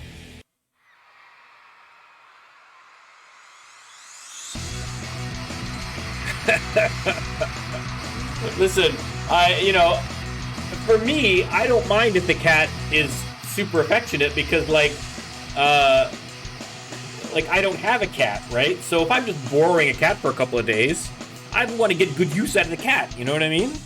Get my pet fix in. You know, like what's the point of cat sitting a cat for a couple of days if you never see the stupid thing, right? It's the weird And it's an adorable cat too. But with Shady O what are you gonna do? Papa doesn't like me. I'm doing my part to keep things weird. Yeah, I mean, pets can be a little needy. Again, number one, guys. What is this? Lucky week 13? This is ridiculous. I was only joking when I said we're never gonna lose that number one spot. I didn't think that was gonna be real. How long was Thriller number one? Let's see if we can beat Thriller. Okay, we fell back just one position. We're still in the top 20. We're still in the top 20.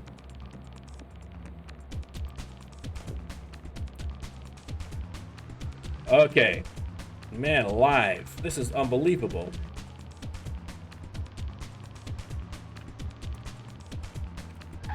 Alright, let's go to the motel here. Check in, we'll rest up. And we'll continue. We're actually, it's December 27th. When is this? We still got all of J. We still got a lot of way to go. Okay, I was gonna say, we're not almost over, are we? I got confused for a second. There we go. 37 weeks, Damon, thank you. 37 weeks, Thriller was at number one. Now, I mean, I think 37 might be, might be a tough record to break. I'm shocked that we're at 13. I don't think we're gonna make 37. Wouldn't it be nice though? Wouldn't it be nice? We just stay number one until for the entire year, and then we release our next album, and then that's what bounces us finally for the number one spot. Our own album coming out the year after. Now that would be something. It's a nice, cool night. Perfect for cruising. Okay, we gotta go to around Dallas. with Instrumental windows Low Energy Love. Nothing has changed for that. That's good. Same. All right, off to Dallas. Cowboy Town.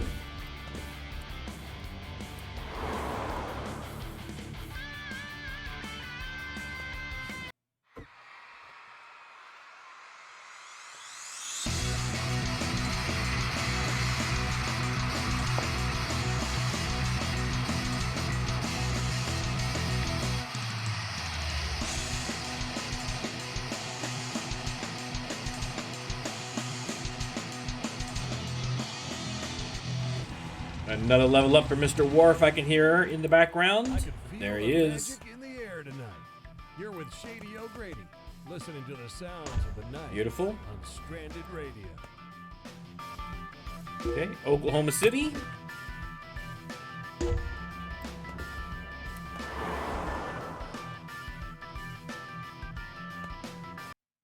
We're getting actually bigger venues than I thought we were going to get. We had a couple of like 3,000, 4,000 or whatever, but we're getting up into, you know, some larger venues here now, which is good. Not as much as the European tour, but we're still doing well. We're still doing well.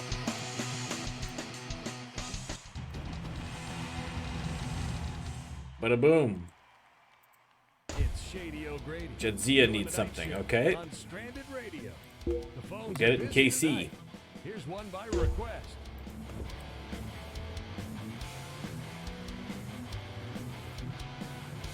Alright, store right up here. Dom's Discount Music. Let's go to Ted's Music. Ted's Music has probably got better stuff. Sorry, Dom. Oh, I haven't been paying attention. Refurbish all and get them repaired. I've totally... Every time... How do I forget that every single time? I'm the dumbest guy on the earth. It's unbelievable. Okay. Jadzia needs what? Drumsticks. Fair enough. It would make it hard to play without drumsticks. I'll grant you that.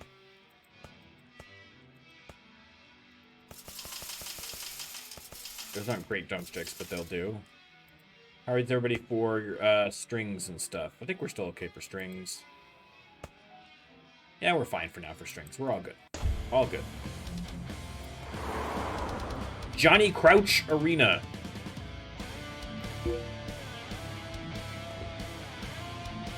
One, two, three. 1, 2, 3. 1. Why are you missing a song? Why am I missing a song? Play skill.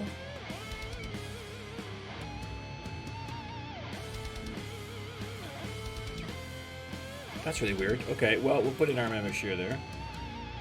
Why are we missing a song?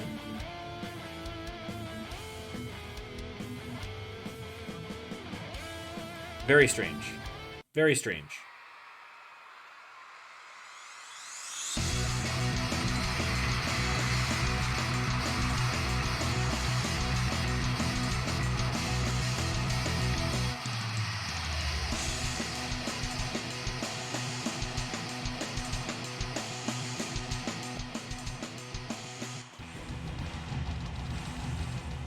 Excellent. It's the weird part of the night.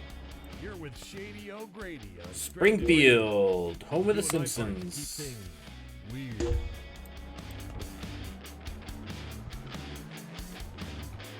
Ooh, oh, Shady Award nominations. I forgot. I forgot, guys.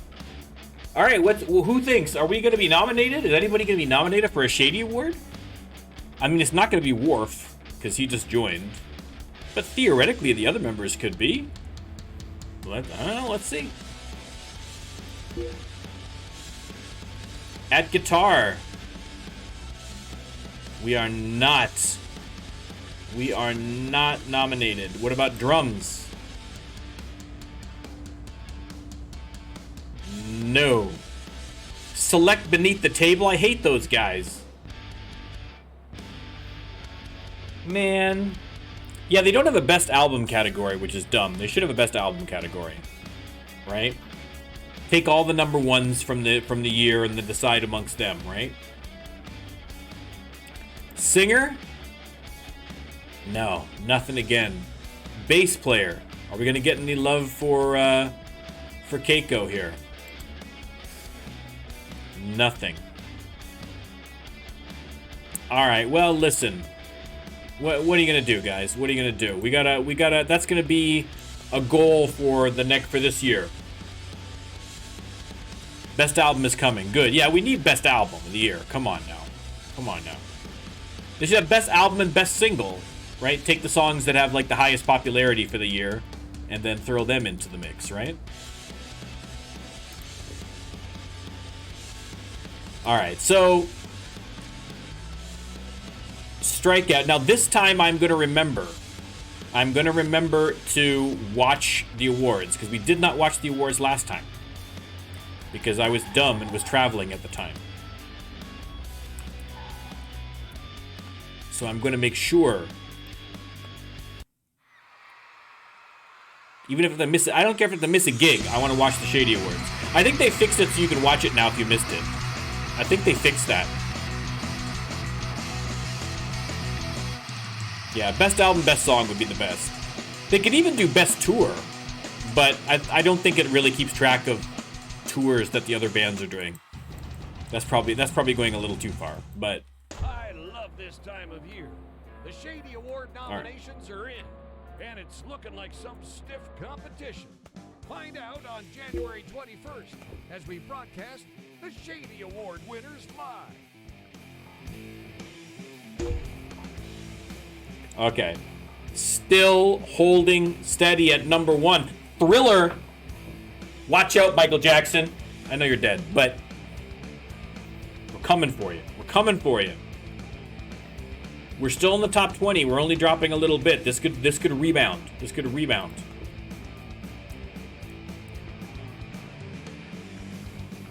Yeah, like last time when we got to the Shady Awards, I was traveling while it was doing it, and it didn't allow me to look at it again.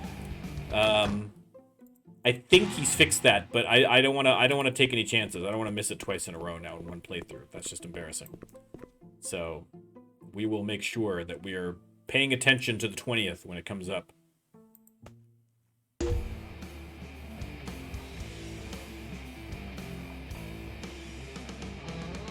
Well, listen, I mean, it's difficult to tell what the criteria are, and I'm sure there's probably a lot of RNG in that as well in terms of who wins. So I figure as long as you just keep getting nominated, you're just, by probability's sake, you're bound to hit, you know? Daydream Since the Reward. That's a terrible name. Terrible name.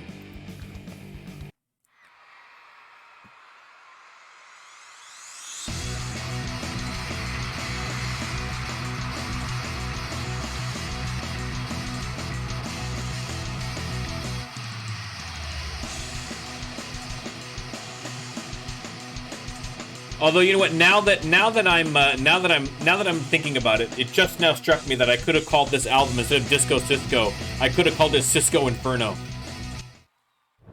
And I'm sure I could have found a picture of Cisco fighting Gul Dukat in the flames with the paw wraiths and the book and all that stuff in the season ender, the series ender. Oh, it's a missed opportunity. But listen,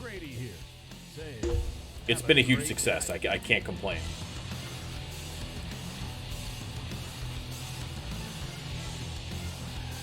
It's January 20th that the Shady Awards go, right? Does it say? Let me see. January 21st. Okay. Yeah, like I wish I'd had my pun game going, Benj, a little better. I think I was just so excited at the concept of a disco album that I wasn't. You know, it temporarily blocked my natural dad pun instincts, but.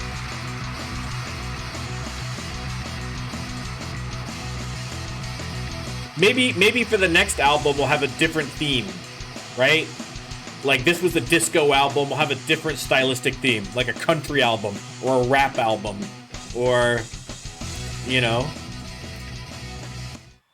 death metal, you know, something. The nominees of this year's Shady Awards are all amazing. It's going to be impossible to predict the winner. We'll find out the winners of the Shady Awards on January 21st. Tune in. All right, Texarkana.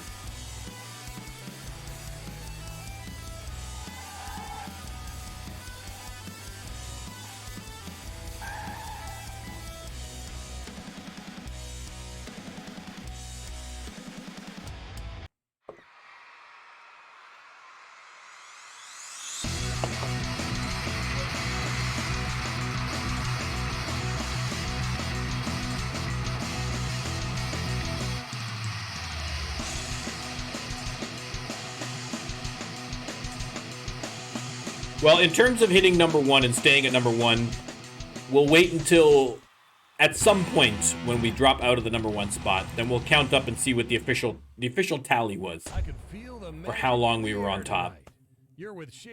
I think we're at 13, but my counting could be off. We're doing a lot of stuff here. I could have been distracted.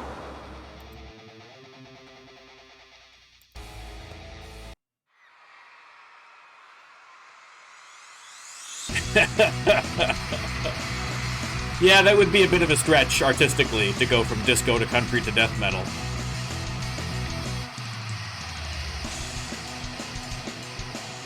I mean, there's all sorts of options. There's all sorts of options we could do. But listen, man, we've released a number of albums. We've been together a long time. We've seen a lot of success. Sometimes just as artists, you need to kind of branch out creatively and try different things. You know what I mean? Like when Metallica released that grunge album that everybody hated, you know?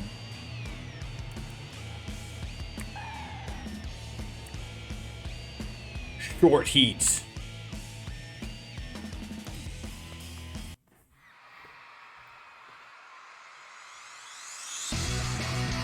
I sadly know a lot about country music because my parents listen to country music, so growing up, that's all we were allowed to listen to. So I know lots and lots about country music, even though I don't particularly like country music.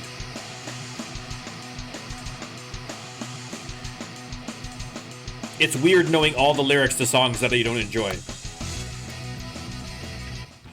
Between that and all the kids songs that I know all the lyrics to that I also don't enjoy, it's too much. It's too much. On Stranded Radio. The phones are busy tonight. Here's one by request.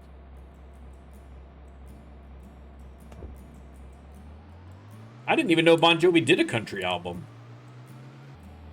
I did not know that. Didn't Steven Tyler do a country album, or am I imagining things? From Aerosmith. I could be wrong.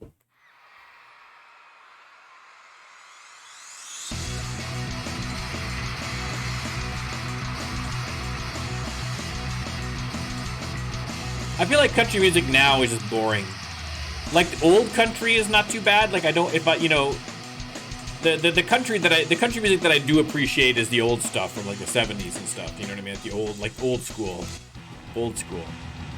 You know, George Jones and Tammy Wynette kind of era. But all the newer stuff, it's like, eh. Of this year's Shady Awards. We'll find out the winners of the Shady Awards on January 21st. Tune in. All right, let's see. Holding steady. We are holding steady. And we're climbed to 16. Look at that. Oh, we're getting tantalizingly close. Tantalizingly close. And I'm not just saying that because I like the word tantalizing. But I do.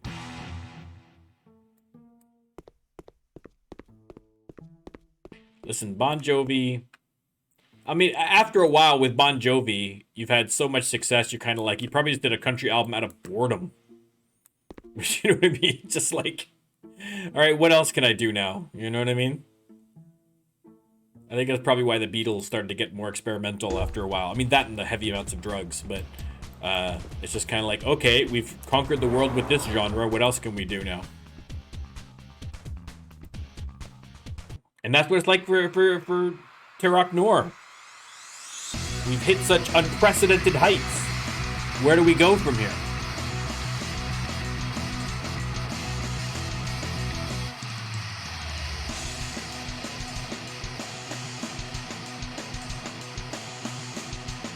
I love talkbox guitar.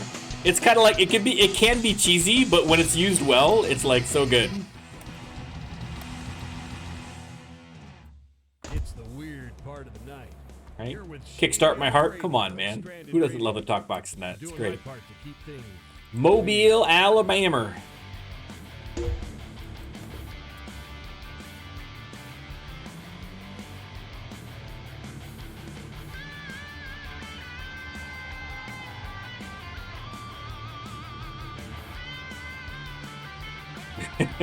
Yeah, Offspring. Listen, I love the Offspring. Back in the '90s, like when they first came out, when they first like hit big, I was like, oh my god, I was all about the Offspring.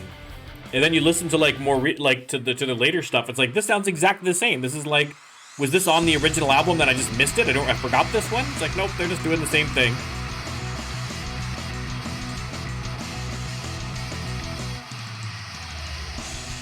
Yeah, I thought Steven Tyler had done one. I remember that my mom was very excited because she saw Steven Tyler at a country music award singing a song, and she didn't realize, like, she knew that he was like a rock singer, but she was like my mom was like super impressed with how well he did as a country artist. Like, she thought that he was actually pretty good. So this time of year.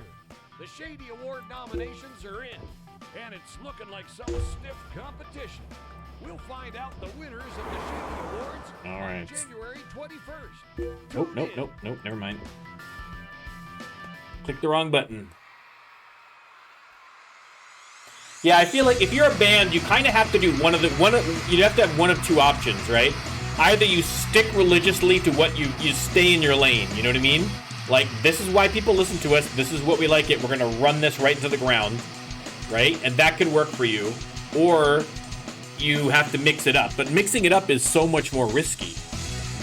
You know what I mean? If you can pull it off and change your style and evolve your style and still be relevant and still have people like your stuff and it be good, you know, you can hit like, it's high risk, high reward, right? You'll be like elevated to that level of band, you know what I mean? That can do it all. But more often than not, I feel like people go and do kind of a style change, and everyone hates it because it's not what they're expecting. You know what I mean? People are weird that way when it comes to music.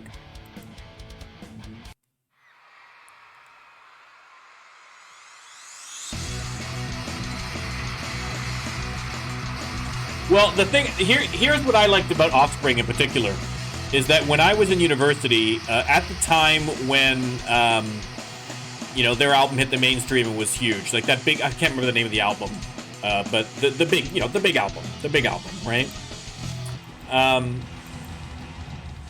I would play the heck out of that because I loved that album. And the guy, my housemate who was in the room next to me, we both were in the basement, he was in the room next to me, and he was a real music snob.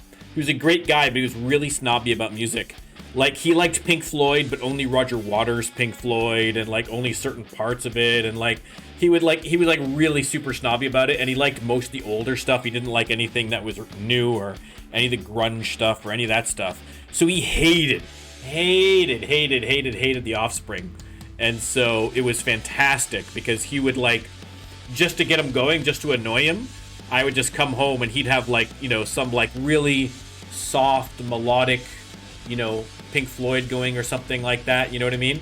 And I would just like, you know, crank up self-esteem, like, brr, you know what I mean? Or my Shonen Knife, even worse, my weird Japanese pop punk band that I like, just blare that right up, and he would just be furious. It was great. If you can't annoy your friends, who can you annoy, right?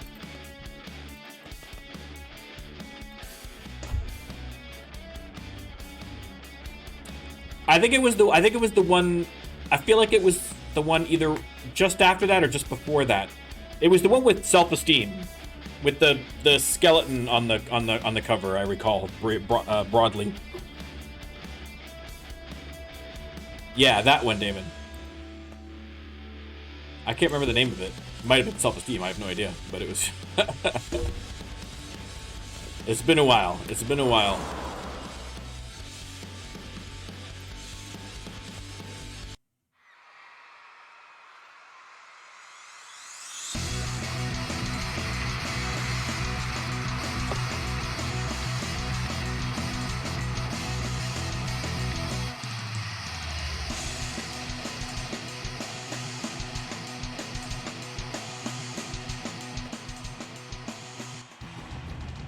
And there was one song in particular, another song that I associate very strongly with university.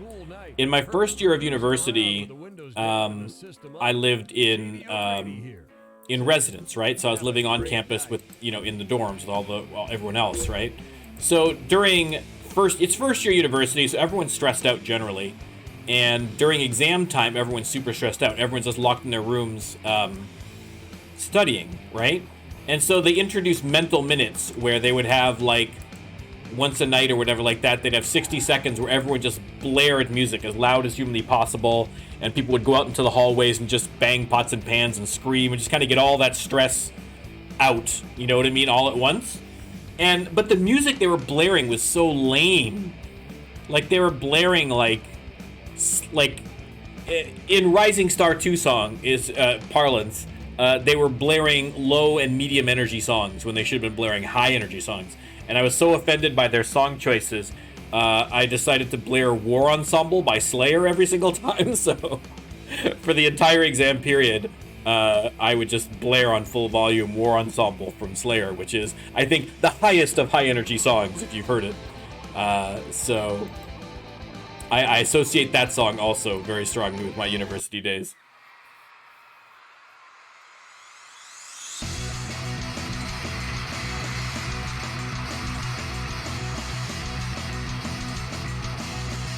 Yeah, see, that's an interesting way to think about a playthrough, Damon, too, is to take a look, because the game starts in like 2008 or whatever, to think about it in terms of, okay, what was music like at that time, right? And trying to maybe kind of do it. That's an interesting way to think about it. I'm just kind of just blindly. Well, I mean, again, I'm naming mine after Star Trek shows, so it's not really relevant for this playthrough. But as a way to RP it. Oh, we're getting close to finish, guys. We got 2 weeks. Yeah, 2 weeks to go. 3 weeks to go. We're almost done. We'll finish up. We'll probably finish off this tour, this stream. We'll probably get through it. We're gonna try. Still at number 1. And we're almost in the top 10. This is madness. Madness. If you'll pardon my language, it's cuckoo bananas. Alright? I might have to bleep that when I put it onto YouTube. But I'm trying not to keep track because when we drop out, Maz, I want to surprise myself by how many it is. But I think it's probably about that at this point. That might be it, or certainly not far off from it. I mean, it's just unbelievable.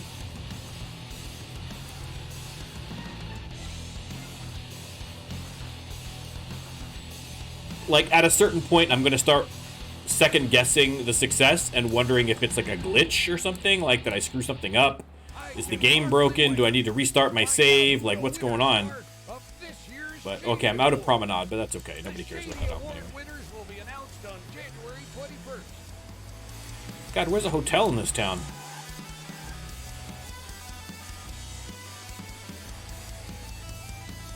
You can come to Macon, but you can't stay. We don't want no Canadians down here. You gotta get going. Go on now. No hotels for you. Alright, I found the one hotel in town. Jenna's.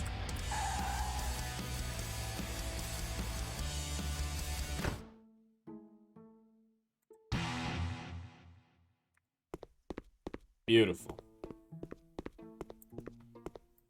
Let's just take a look and see in case there's anything that I can develop. If there's 25. Ooh, I can develop that.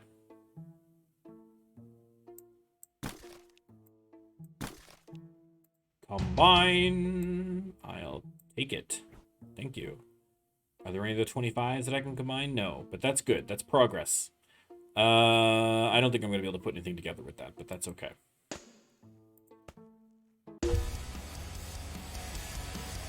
Okay, and we're getting close to the Shady Awards, so I gotta pay attention. I think it was just bad luck the last time, because it just happened to be a traveling day, like one of those days where you're traveling like 2 days, so it missed it. So, as long as you don't have any days like that, we should be fine.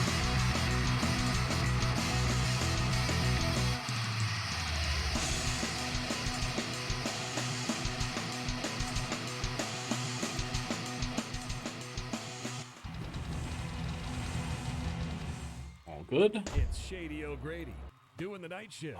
Off to Columbus. The phones are busy tonight. Here's one by request. Frown After the Self. That's a terrible name. But that's okay. That's okay. They can't all be winners. They can't all be winners.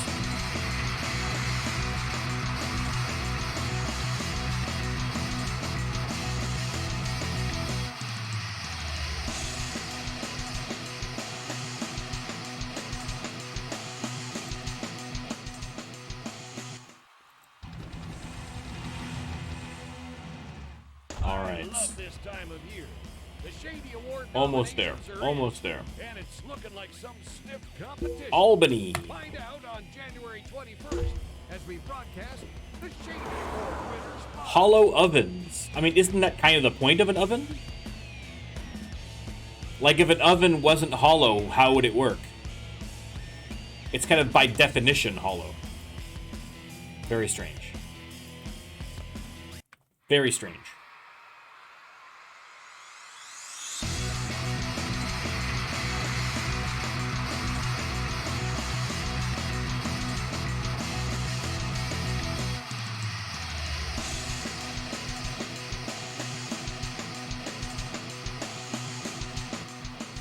All good, all good.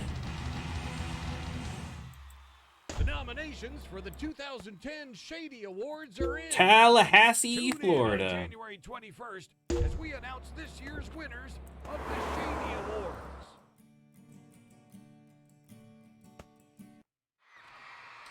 Oh, down the home stretch here, guys. Down the home stretch. Last couple of shows. We got the Shady Awards coming up.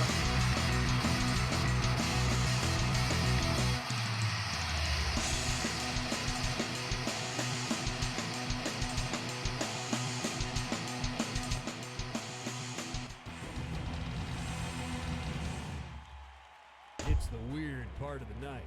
You're with Shady O'Grady. All right, Scraping down Radio. to Doing Orlando. my part to keep things weird. All right, let's watch the Shady Awards. Welcome to the annual Shady Awards. Please welcome your host, Shady O'Grady. Here's the man himself, Shady O'Grady. He's wearing a disco jacket. Come on, Shady. Look at the moves for Shady. Look at that. The man, the myth, the legend. Good evening, ladies and gentlemen. Welcome to the annual Shady Awards, where we recognize the best of the best in last This is year's amazing. music offerings. I'm Shady O'Grady, your host for the evening. Tonight, we'll be presenting awards for the best performance in 5 categories: guitar, bass, drums, keyboards, and my favorite category, vocals. I hope your butts are comfy in your seats, because it's gonna be quite a ride. With no further ado, let's get the show on the road. Just to be nominated is a big honor, right? Oh, let's not kid ourselves. We all want to win. Here are the nominees. I for want to be Best nominated, Performance Shady. on Drums. How come we didn't nominate you? All right, who's gonna win? Who's gonna win? Place your bets. Place your bets. I got money on Kiara Thames And from Exit this Without the year's Verse. hardware goes to Boom! Boom! Called it. Here are the nominees. All right, I'm for 1 Best for 1. Performance on lead vocals.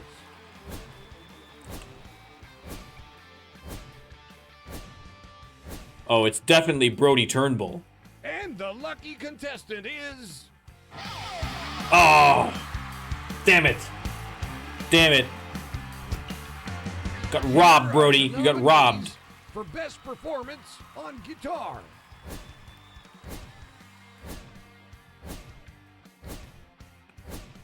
Oh, I'm going to say Mary Jo Grossman. And the award goes to Johnny Gentry from the Tame Monkeys. Who would have thought it? Who would have thought it? Here are the nominees Unbelievable. for best performance on bass guitar.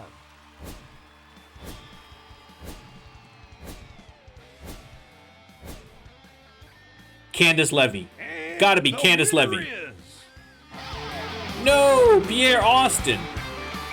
Unbelievable. Unbelievable. This is like Marissa Tomei at the Here are Academy Awards all nominees over again. for Just best rip off after performance rip on off. Keyboards.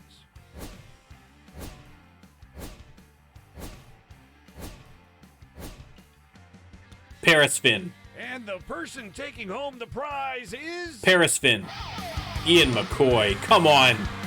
Come on. Criticized to school? That doesn't even make any sense. And with that last award, we've come to the end of the show.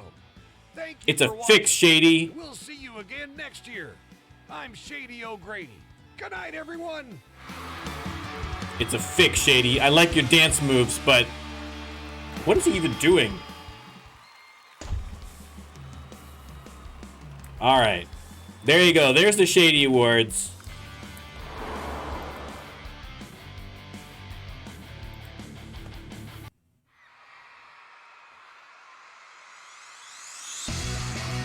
Although I will say, Shady wearing the disco jacket, I think was a subtle hint that we gotta lock in for next year. That was his little message to us. It's like, I see you, Disco Cisco. I see you. Don't you worry. Don't you worry. Next year, you're all good, baby.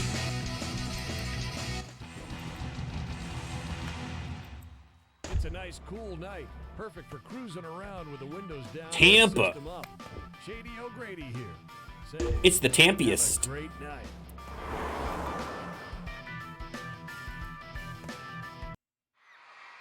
Oh, that makes me sad. The Casper Zabo Arena. It was a friend of my mom's named Mrs. Zabo, who was an amazing lady. She passed away very tragically a couple of years ago. She had a really thick Scottish accent, which was wonderful.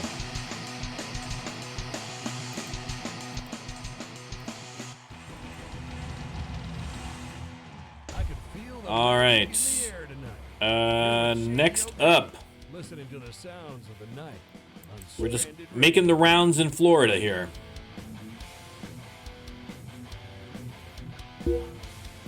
Cape Coral. I've never heard of that city before in my life.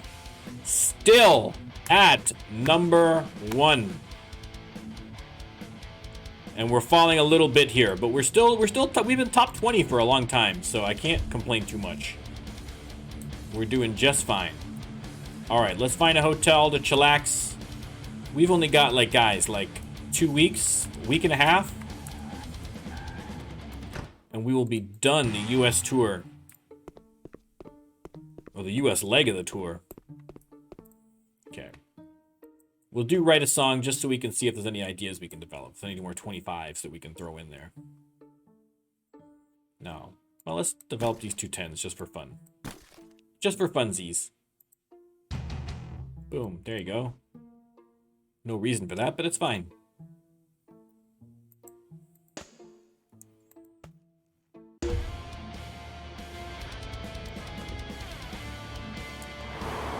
The uneven soaps. I mean, once you use it, most soap is uneven.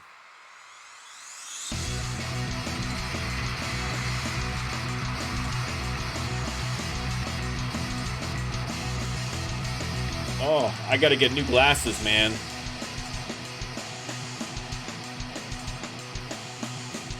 There we go.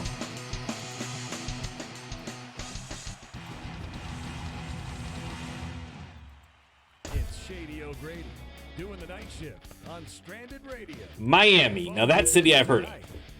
That city I know.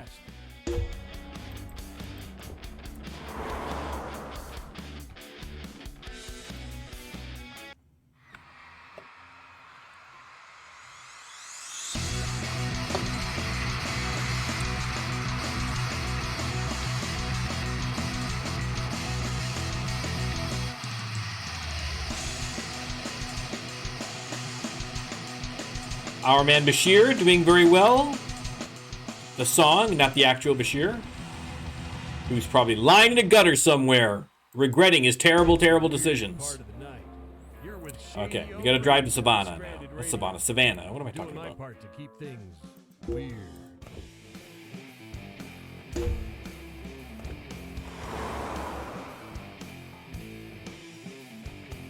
All right, we're plowing through these now. The end is nigh. I want to try. Actually, I should check and see how many gigs we need to finish off this contract. I wonder if we have to stick around and do a couple of random gigs just to finish off. If we didn't do 50 gigs, we must have done 50 in all this. We must have done 50 gigs, right? We got to be close if we didn't do it. Let me take a look and see where we're at with that. Hang on. Oh yeah, perfect, perfect. 4 more gigs. I think we literally have 1, 2, 3, 4, 5, 6. Boom. Okay, we're covered. We are covered. Charleston, home of the Charleston Chew, probably. I don't know if that's actually true, but I mean, it sounds right. The Art Lombardo Theater.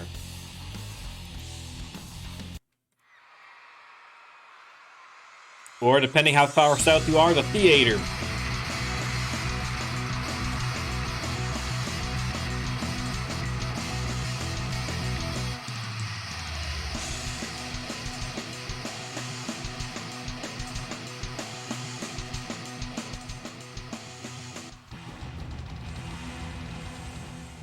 Beautiful. I want to finish the, I want to get the tour, the contract sorted.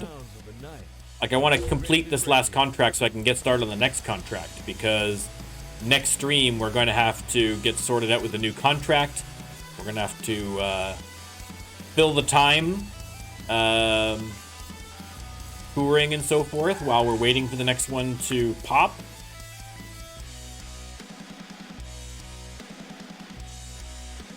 We'll start the gig. But we can't do anything until we finish this. So another gig or two and we're good to go. We won't do that this stream. We'll start the next stream by getting the contract sorted for their next contract. We'll finish up the tour. We'll head back to Brussels, and then we'll kind of, or maybe we'll just head to New York, and then we will, we'll see what we're doing from there. It's Shady O'Grady doing the night shift on Stranded Radio. Augusta, Georgia. Busy tonight. Here's one by request. Still number one. Unbelievable. Unbelievable. In all the best ways. Unbelievable.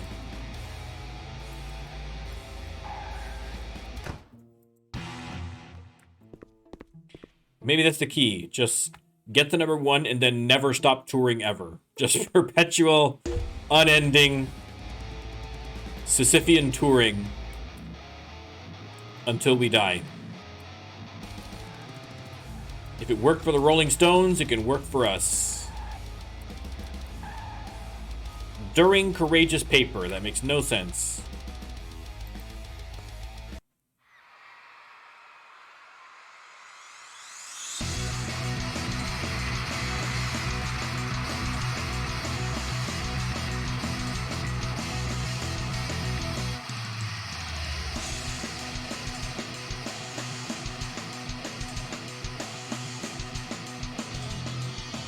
Another level up from Mr. Worf. Very good. It's the weird I mean, Worf's already at level 42. Like, he is almost already maxed out. I'm doing my part to keep This is excellent. All positive. All positive. This next gig, after this gig, this should finish off the contract. And then we've only got 2 more gigs and then the tour is done. Excellent. We've made good progress. I was hoping we'd be able to get the US leg of the tour done in the stream, so I'm happy we were able to get it done. We just plowed through, baby. We plowed through. We grinded it out.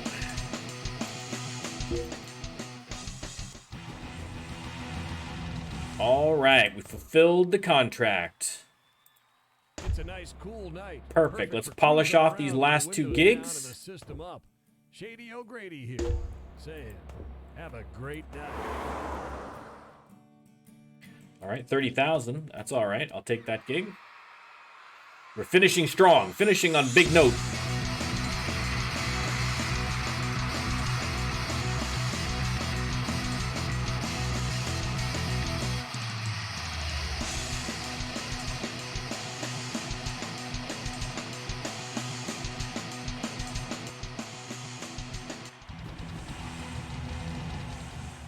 All good. And then we got the last gig of the US leg of this tour. Listening to the Whew. sounds of the night on Stranded Radio.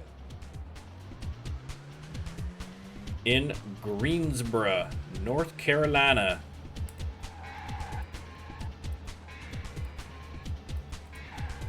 The conceited pockets. Oh, terrible. I was hoping that we'd end on a note of, with at least a decent opening band, but the conceited pockets, are you kidding me? That's all right. That's all right.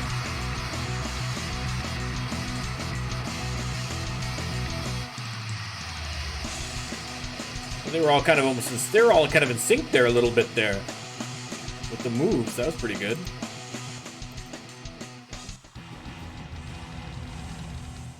It's Shady O'Grady. Tour is done, baby. All right, let's head back to New York City. You're busy tonight. To New One by York. request.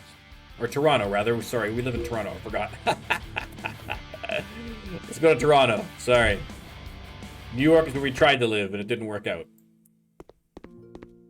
Excellent. All right, as we look at our swag little apartment here, let's take a look at where we are at. First of all, popularity. Just 5 million popularity. We're just breaking the bank on popularity. We dropped a little bit in Europe. I mean, in fairness, it's been a little while, right? But we're still at 95s. I mean, we're killing it. Look at this. Look at this. You know, even in Iceland, they still like a 17, right? That's not too shabby.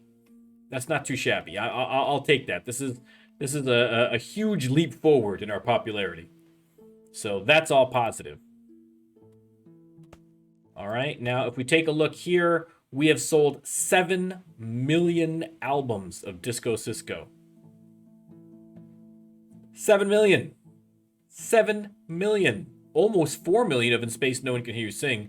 And we're going to probably hit triple platinum on Wormhole as well. So these are all very, very positive. And let's see how long Disco Cisco has been at the number 1 in Europe. 1, 2, 3, 4, 5, 6, 7, 8, 9, 10, 11, 12, 13, 14, 15, 16, 17, 18 weeks at number 1 in Europe. We're a sensation. We're going to the Rock and Roll Hall of Fame at this stage. This is unbelievable. All right? Thriller. We're coming for you. We're coming for you. We're halfway there. Which is sad to think that we've been at number 1 for 18 straight weeks and we're only halfway to to tying Michael Jackson's Thriller. I mean, that just gives you an idea of how amazing Michael Jackson was in real life, as opposed to our fake little band here in this song. But listen, I mean, what's to even look at? We're killing it. Even in the U.S. and Canada, we're still hanging in there at 17th position. So we've been hanging into the top 20 for weeks as well. So we're still doing very, very, very well here. And then, of course, obviously in Europe, we're still killing it. I mean, it's what's wrong with all you guys? How come you guys all suck so bad that you can't overtake us? I mean, I'm not complaining, but come on, guys, get with it.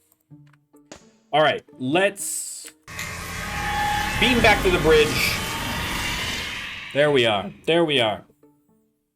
Thank you, Chief O'Brien. All right, guys. I mean, what's more to say?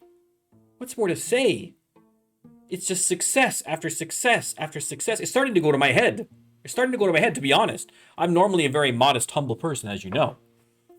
But this level of success is making me feel, I'm not going to say godlike, but it's not godlike. Let's put it that way. All right? Feeling pretty good. Feeling pretty good about myself. Feeling pretty good about the state of the playthrough. And it makes me hungry for that next goal. All right? The next goal is that I want to release an album that debuts at number 1 across the world. All right? I want the day after I release our next album that an uncontracted tribe deep in the jungles of South America is finally contacted by anthropologists and they find them playing our album. How they would play our album, I don't know. But that's not the point. You understand what I'm trying to say. I want complete world domination musically. Musically, not militarily. Musically. Okay? So that's the goal. We'll see. But we finished the tour. So next week, or not next week, on next stream, which will be this Friday, Ferengi Friday, we are going to get started on our next contract, get that loaded up. We are going to do some more touring. We're going to sort out a few things. And I'm still looking. I can't believe after all this success, I still have not got a second hit song. It's still If Wishes Were Horses. I mean, that's it. For this whole stupid playthrough, that's the only one we've got. So maybe, listen, we've had so much success, maybe they're going to bless us with one last one. So we'll see. But thanks again for joining me. Two bits of housekeeping. Again, if you have any ideas for a playthrough, I'm accepting all ideas. I'm going to figure them all out. We've still got lots of time before I do my next playthrough of Rising Star 2. We've still got lots to do on this one, but I'm trying to plan ahead. So if anyone has any ideas for something cool that I could do or something interesting take I could do on it, you let me know. All right. We had a couple of suggestions from chat. I appreciate it, chat. And we'll take a look at all that and we'll figure out what we're going to do for the next one. All right. Also, on Sunday, I am going to do my tier list of Star Trek characters. So if you have strong opinions about Star Trek characters and their relative value as compared to other Star Trek characters, then you need to be there. You need to be there. What time is it going to be? Probably in the afternoon. That's my guess. Like 1 o'clock EST, probably somewhere in that range. I haven't decided yet. I'll let you know. Follow me on Twitter, and I'll be able to tip you off. I'll try and tip you off as to when that's going to be. I'll remind you again on Friday in case you forget, so don't worry about it. I'm all here. All right. Thanks again. Follow me in all the blah-bitty-blahs and do the blah-bitty-blahs and click that blah and subscribe to blah, blah, blah. There you go. Done. Thanks. Goodbye.